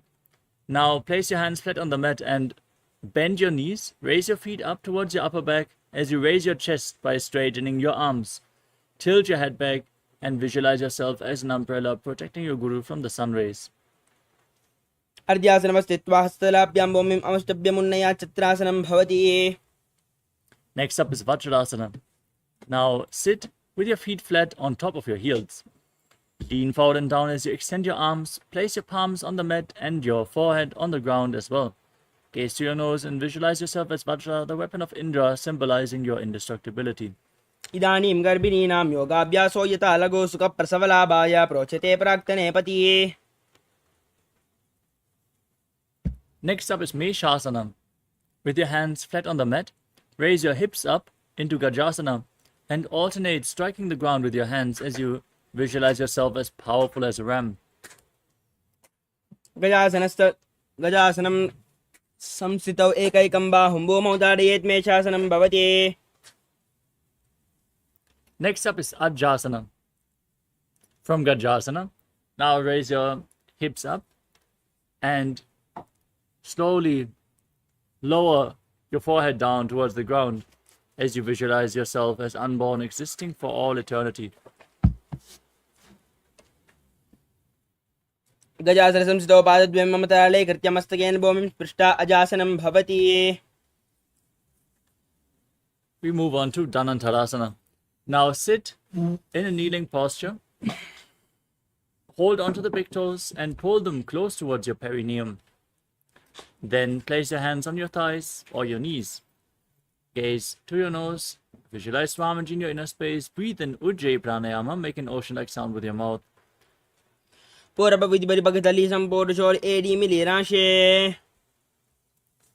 up is the Angamotanam. Now interlace your fingers in front and move your arms from left to right, up and down in all directions, giving massage to very stiffened joints and muscles of your body. Then repeat the movement behind your back as well as you visualize Swamiji in your inner space. हस्तयोरङ्गुलिर्बद्ध्वा हस्तयोर्मध्यात् सर्वम् अङ्गमङ्गमं निक्षित्य तिष्ठेत् अङ्गमोत्तनम्.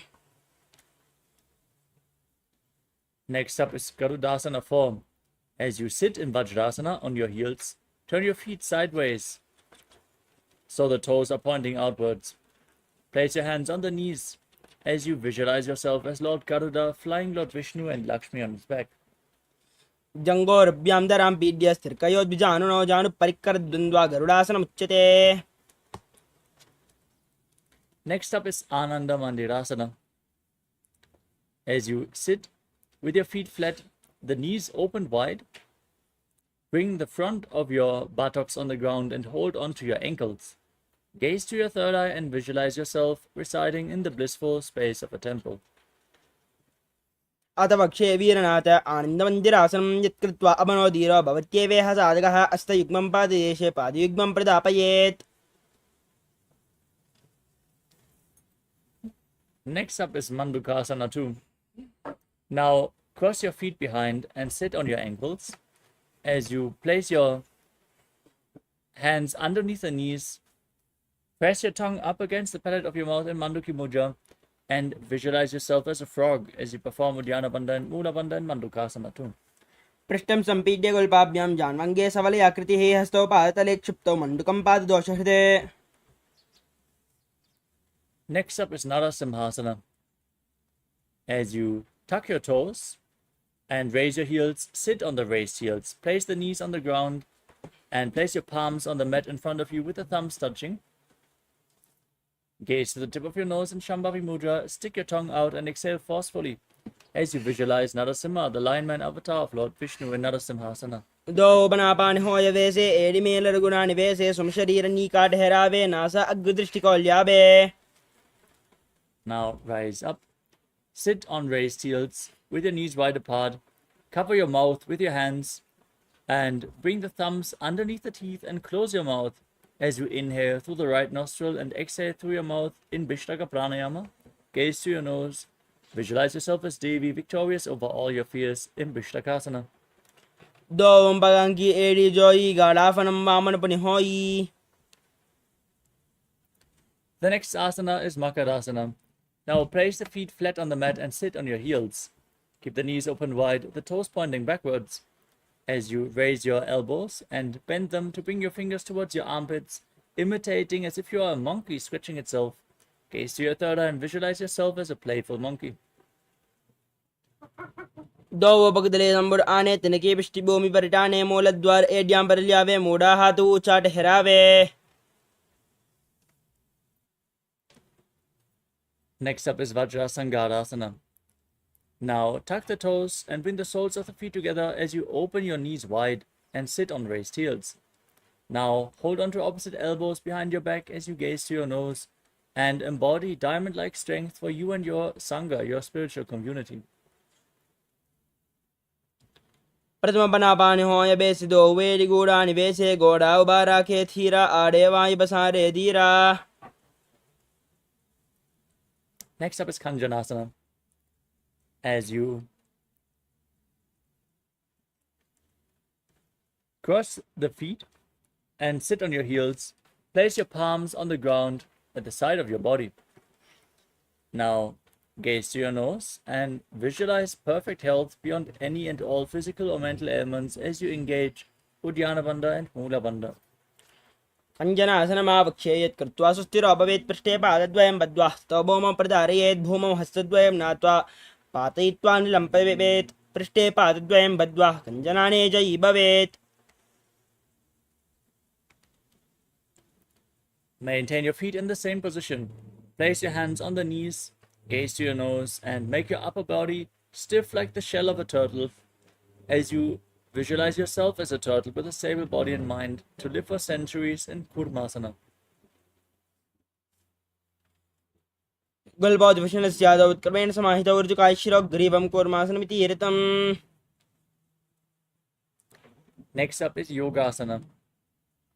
Maintain the same posture, relax your upper back and neck, gaze to your nose, and visualize Swamiji as you breathe in Ujjayi Pranayama in Yogasana.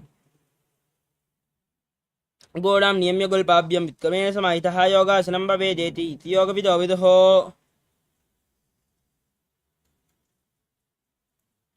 Next up is Vijrogasana. Now stand on your knees and cross your feet behind, bringing the feet near the opposite knees. Now hold your calves with your fingers inside and the thumbs outside as you gaze up towards your third eye. Visualize a space of eternal oneness, Advaita, with your Guru. गोडां वामनो अबोहोयि गोडा आधारा खेदोय दत्पाद की पानी रहावे पनव्वाम गोडा दिग्ल्यावे. Next up is Ushtrasana 2. Standing on your knees with the top of the feet flat on the ground. Then hold on to your heels and lean backwards, pushing your hips forward.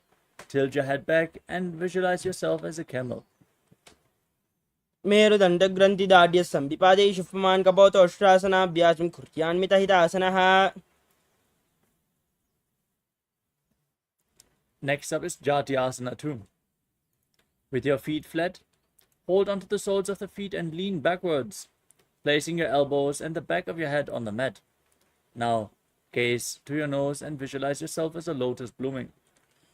दो AD संबुड करे सोले मूल द्वारि दरिदरे. Next up is Viratasana. From the same position, place your back on the mat and raise back up again and again.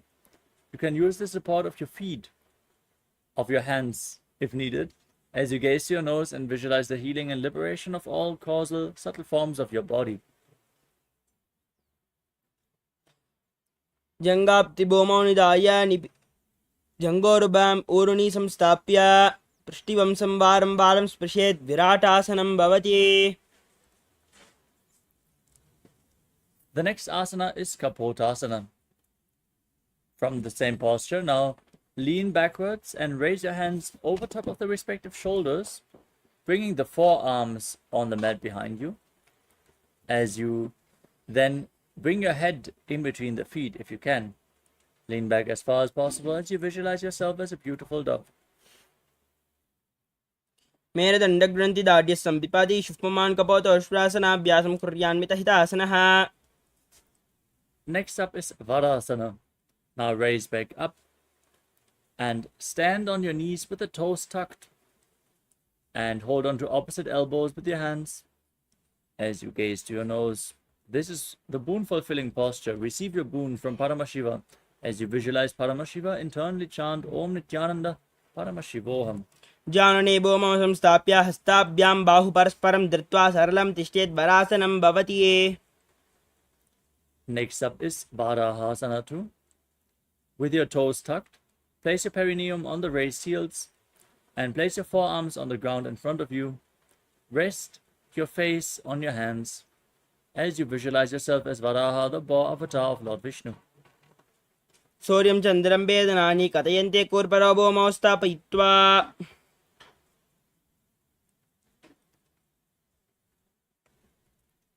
Next up is Mundasana. From the kneeling posture, place your forearms on the ground, elbows shoulder width apart.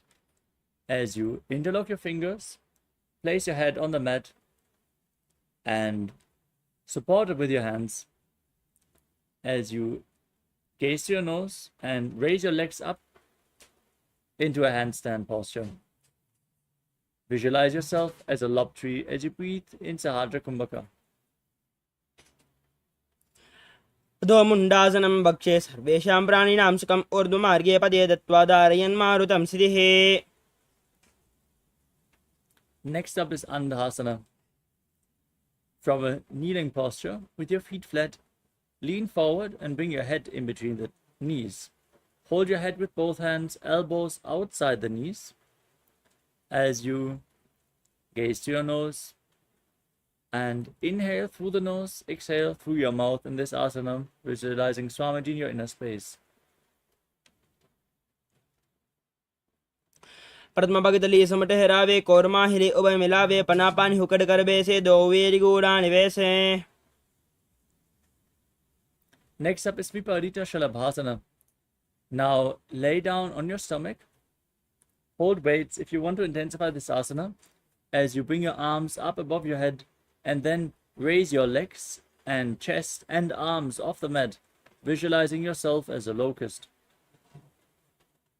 शलभासन वेदास्यानद बेरुण्ड नामके गन्ध बेरुण्ड शैते शीर्षदण्डासनं तदा. The next asana is Kapalasana. As you lay on your stomach, now bring your hands flat next to your hips, place your forehead on the ground and raise your legs up. Visualize a skull representing the mind with purified thoughts and a strong will to attain enlightenment in Kapalasana, the skull posture. कपालं भूमौ निधाय ऊर्ध्वं पादौ नयेत् कपालासनं भवति. The next asana is Akasha Kapotasana. Now keep your arms flat on the mat and raise your hips up. Bring your feet over top of your head and place them on the ground in front of your face as you visualize yourself as a free and open dove. उच्छ्वासने स्थित्वा चरणौ भूमेरुत्थाप्य मस्तकोपरि नीत्वा पृष्ठपादेशेन भूमौ स्थापयेत् आकाशकपोतं भवति. Next up is Chatakasana. Now sit in a kneeling posture and lean forward and down, placing your forearms on the mat. Be sturdy and visualize yourself as a sparrow. पूर्वरापर्यन्तौ हस्तौ धरामौष्टिभ्यजानुनी नाभौ सङ्कुच्य तिष्ठेतं चरकासनं भवति. The next asana is Vrishchikasana 2. With your forearms on the ground, now raise your hips and then kick your legs up, bringing your feet over top of your body. Try to touch your head with your feet if you can, as you visualize yourself as a scorpion. यस्यैव पुच्छः प्रतिमाङ्घ्रिपार्श्वे धृत्वा शीर्षे चुबकं विदार्य कौ यत्रेति सन्तिष्ठति साधकस्त्वं विशापहं वृश्चिकसंयमासनम्. We move on to Vrishasana. Now sit on the right heel as you keep the left foot outside the hip. Place your hands in front of your knees and visualize yourself as a bull as you gaze in Vaishnavi Mudra, gazing outwards but not focusing on any external object. Inhale forcefully through your nose, hold your breath, and then slowly exhale again through the nose in Antaranga Kumbhaka.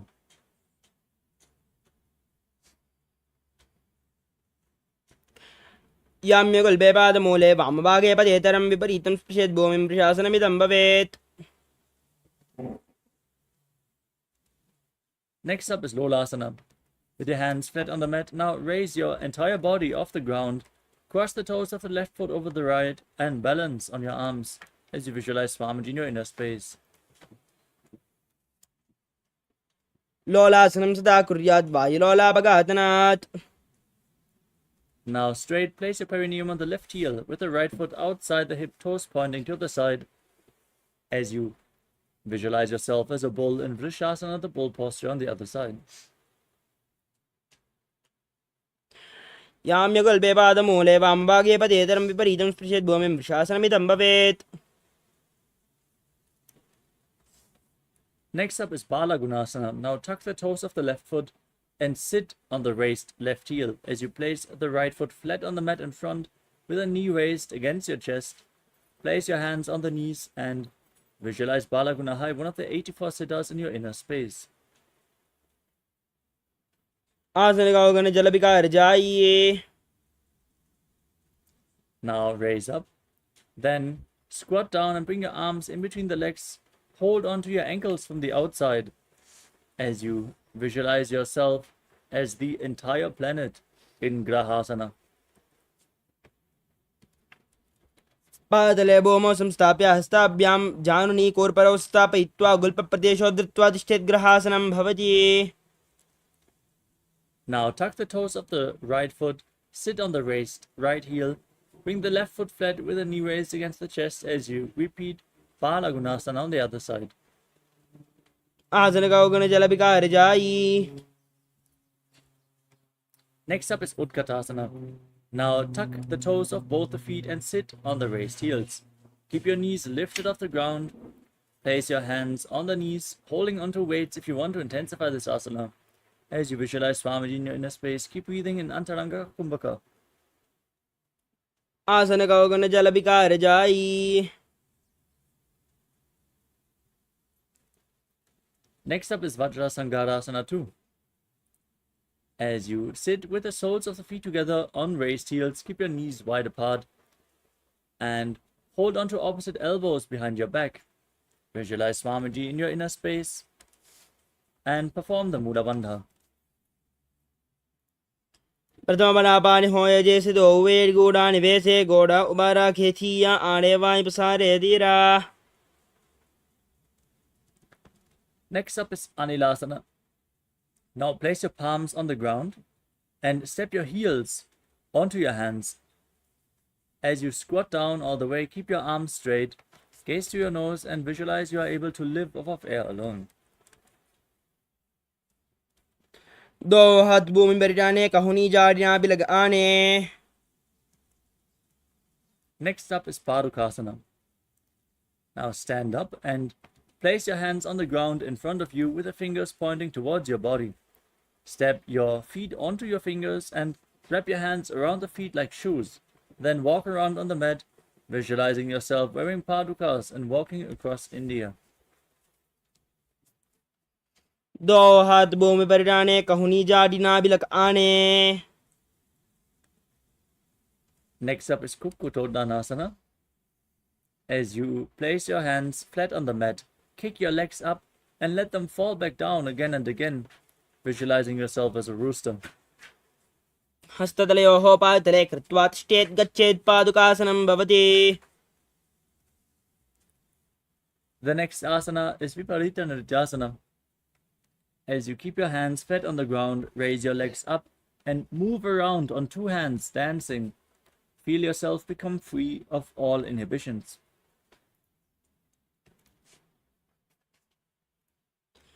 हस्ततलयोः पादतले कृत्वा तिष्ठेत् गच्छेत्.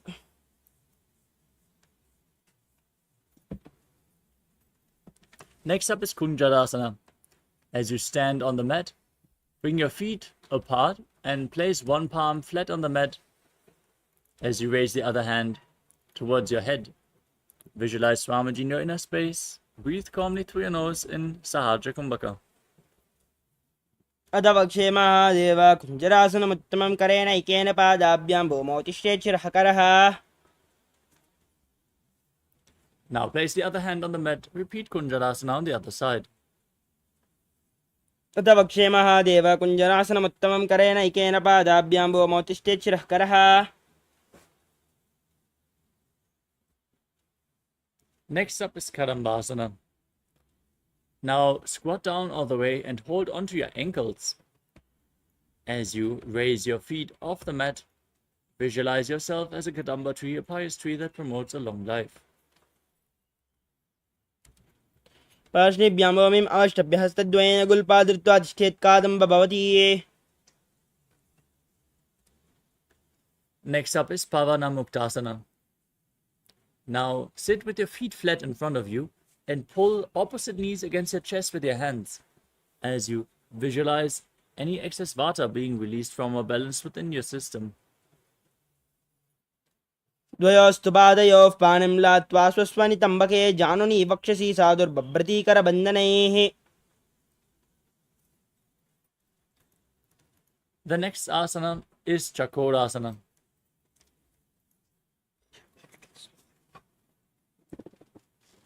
Now raise your leg behind your neck and place your hands on the ground beside you. Extend the opposite leg forward and lift your entire body off the ground as you gaze up towards your third eye and visualize yourself as a powerful source of energy.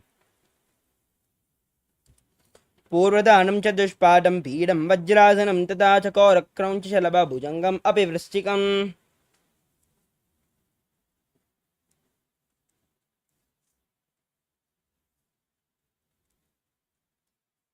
We move on to Dhanurasana 2. As you keep the leg extended forward and the other foot bent, hold on to the big toes in Prana Mudra with the respective hands. As you pull the other foot towards your ear, visualize yourself as a bow. पादाङ्गुष्ठौ तु पाणिभ्यां गृहीत्वा श्रवणावधि धनुराकर्षकाकृष्टं धनुरासनमीरितम्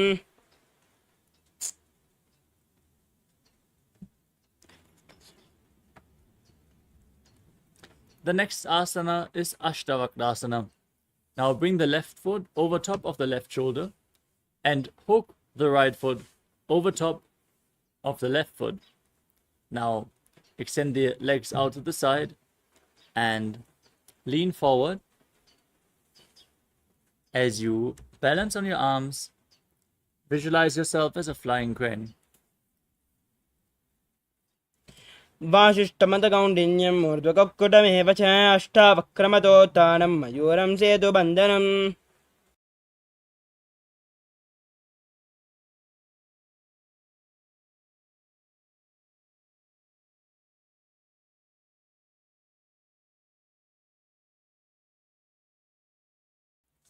The next asana is Pranasana. Now place the right foot onto the left thigh and place the left foot flat on the ground, raising the left knee. Bring your shoulder underneath the raised knee and press the right knee down towards the mat. Gaze up towards your third eye and visualize you are immortal and able to exist solely from prana. एतत् प्रभेदं वक्ष्यामि करोति यस्य चामरः एकपादमुरो बद्ध्वा स्कन्देऽन्यपादरक्षणम् Next up is Parshvamatsindrasana. Now place the right foot at the outside of the left hip and step the left foot over top of the right knee. Twist your right elbow outside of the raised knee. Bring your arm below and hold on to your hands behind your back. As you twist your body, gaze up towards the third eye in Shambhavi Mudra. Visualize Sage Matsindana, the master of Hatha Yoga. Breathe calmly through your nose in Sahadra Kumbhaka and perform the Mula Bandha in Parshvamatsindrasana. वामोरमूलार्पितदक्षपादो जान्वोर्बहिर्वेष्टितदक्षदोष्णा प्रघर्य तिष्ठेत् परिवर्तिताङ्गः श्रीमत्स्यनाथोदितमासनं स्यात् Now repeat Chakrasana on the other side. Now lift the other leg behind your neck. Extend the opposite leg forward. Lift your body off the mat as you gaze to your third eye and visualize yourself as a powerful source of energy. पूर्वतां चतुष्पादं पीतं वज्रासनं तथा चकोरक्रौञ्च शलभभुजङ्गम् अपि वृश्चिकम्. Now repeat Dhanurasana 2. Hold on to the big toes and pull the other foot towards your ear as you visualize yourself as a bow. Calmly breathe through your nose in Sahadra Kumbhaka. पादाङ्गुष्ठौ दुबाणिभ्यां गृहीत्वा शरणावधि धनुराकर्षकाकृष्टं धनुरासनमीरितम्. Now repeat Ashtavakrasana on the other side. Bring the right foot over top of the respective shoulder. Hook the left foot over top of the right and extend your legs out to the side. Lean forward, find balance. Lift your body off the mat as you visualize yourself as a flying crane.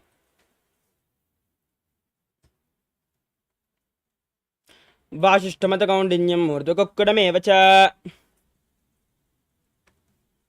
The next asana is Pranasana on the other side. Now, place the left foot on the right thigh, the right foot flat, knee raised, bring the right shoulder underneath the knee. Press the left knee to the mat and gaze to your third eye as you visualize you are immortal and able to exist solely from prana.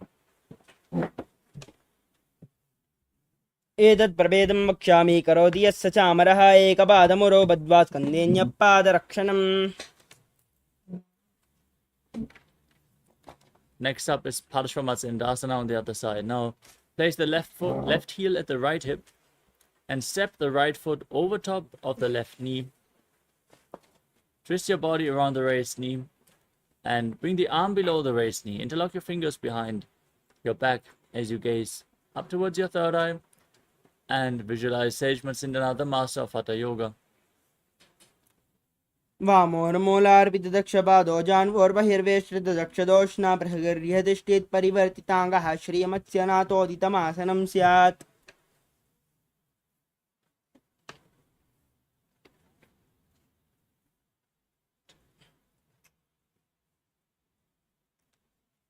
The next asana is Ardha Paschimottanasana. Now, place your left heel against the perineum and lean forward and down, keeping the right leg extended.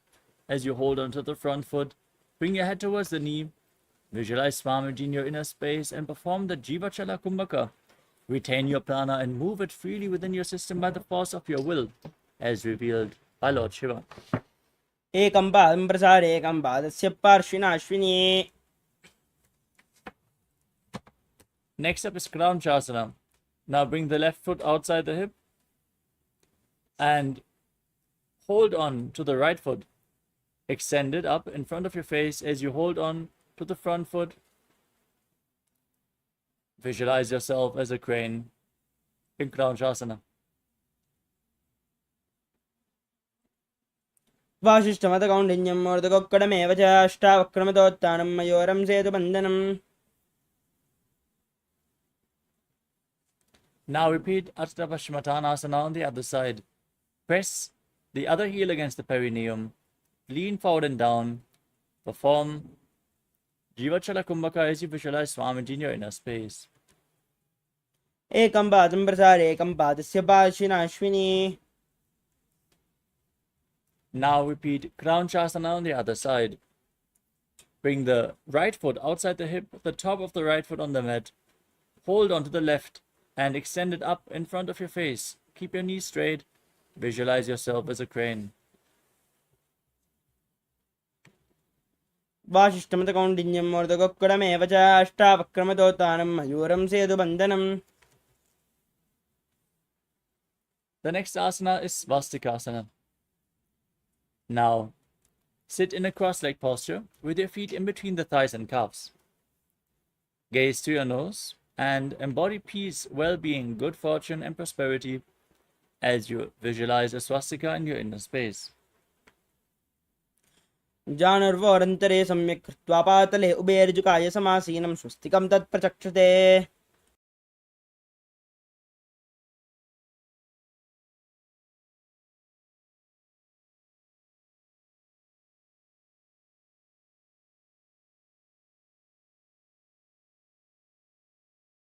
Next up is Gorakshasana.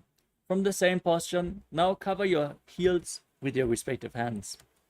As you gaze to your nose, visualize the great sage Goraknath, founder of the Natha Yoga Hindu Sampradaya, and perform Jalandhara Bandha and Mula Bandha. Tuck your chin to the chest. Contract the perineal floor in Gorakshasana.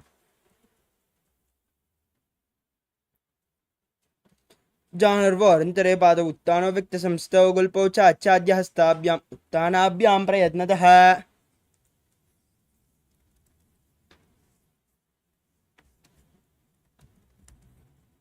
Next up is Bhagasana 2. Now press your left heel against the perineum and place the right foot onto the left thigh. Gaze to your third eye.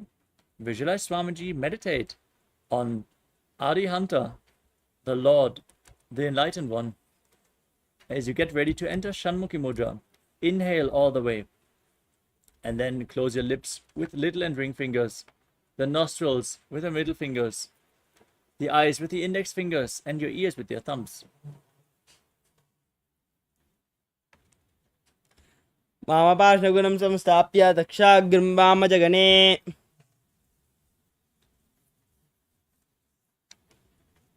Dominic, I'm going to project.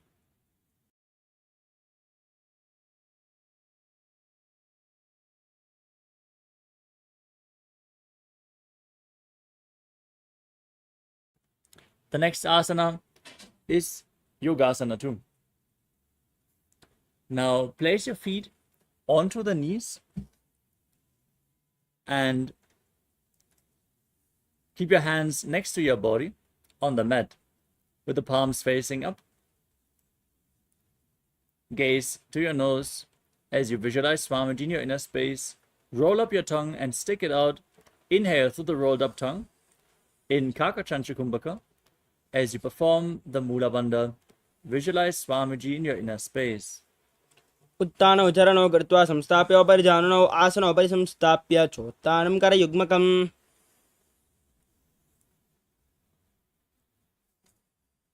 Next up is Urdhva Kukutasana.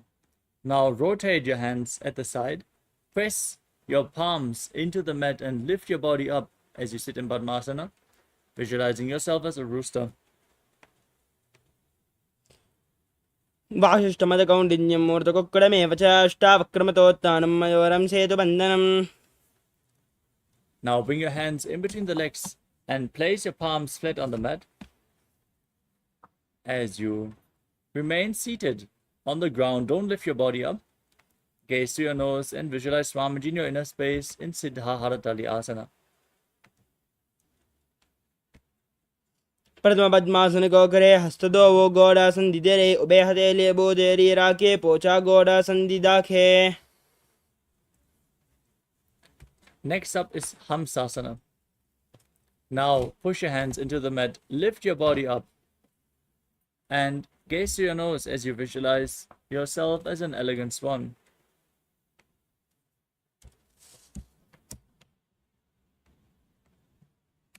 कुक्कुडासन स्थित्वा स्कन्दपर्यन्तम् ऊरुन् नीत्वा तिष्ठेथं सासनं भवति. Next up is Karmukasana. As you sit in Padmasana, now bring your hands in between the legs and push them behind your body, leaning forward and placing your forehead on the ground as you interlock your fingers in Parashamudra and rest them on the ground behind you. Visualize yourself as Pinaka, Lord Shiva's bow. प्रथम पद्मासन गोकरे गोडासन दिमाहि करिदरे तरापहारी दुसारी करे दोवो आने कोन्या उपरि समदिले ठाने. Next up is Kurmasana 2.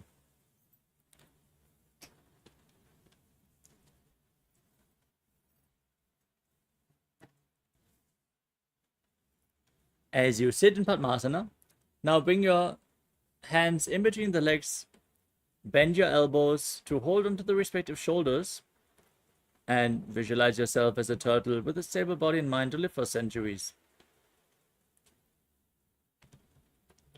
बामी जंगबर दक्षिण पावा दहिनी जंगबर बामिल्यावे.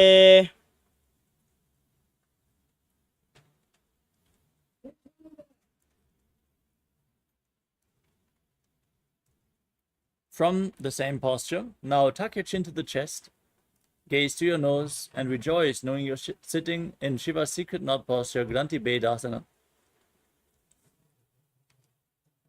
अथ वक्षे नीलकण्ठ ग्रन्थिभेदासनं शुभं न्यत्वा रुद्रोपवेक् क्षिप्रं सूक्ष्मवायुनिषेवनात् कृत्वा पद्मासनं मन्त्रे अङ्गुष्ठजङ्गयो हृदये करौ कोर्परो पर्यन्तं वेदे स्कन्धधारणम्. Now roll onto your back from the same posture. Keep your legs in Padmasana and hold onto the respective shoulders with your arms in between the legs as you gaze through your nose and embody a turtle laying on its back in Uttana Kurmasana. कुक्कुडासनबन्धस्थं कराभ्यां धृतकन्दरं पीठं कूर्मवदुत्थानम् एतदुत्थानकूर्मकम्. Now sit back up into Padmasana as you bring your arms in between the legs, placing one palm flat on the mat, holding its wrist with the other hand, and then lifting your entire body off the ground as you visualize yourself as a rooster in Pangu Kukkutasana. कुक्कुडासनवच्चित्वा एकेन हस्तेन अन्यस्यामनिबन्धं धृत्वा हस्ततलेन भूमिम् अवष्टभ्य तिष्ठेत् पङ्गुकुक्कुटं भवति.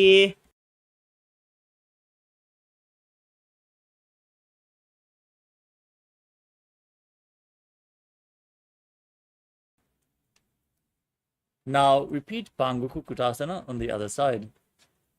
Place the other hand on the mat, lift your body up. Visualize yourself as a rooster. कुक्कुडासनवच्चित्वा एकेन हस्तेन अन्यस्यामनिबन्धं धृत्वा हस्ततलेन भूमिम् अवष्टभ्य तिष्ठेत् पङ्गुकुक्कुटं भवति.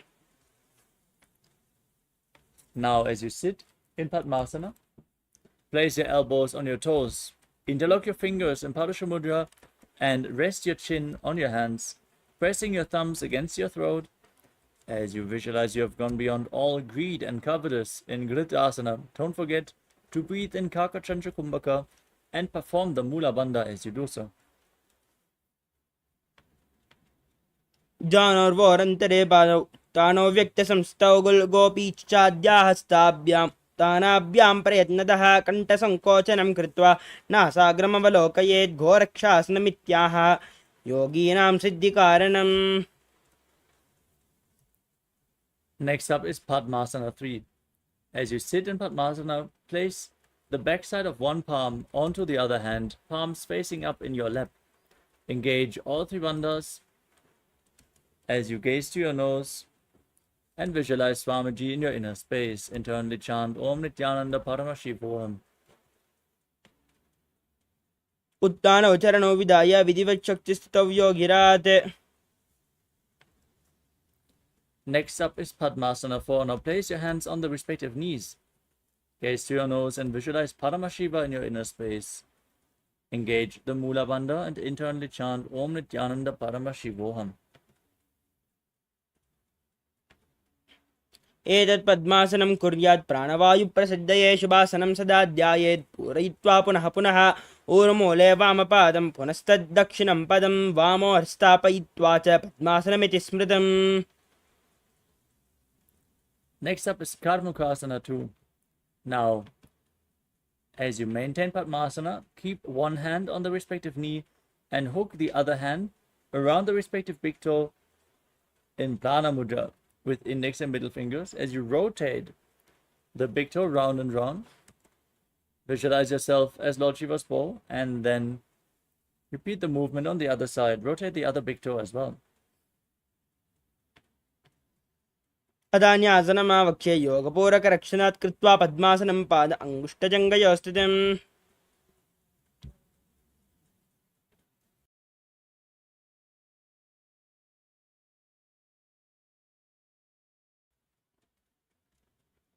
Next up is Karmukasana 3.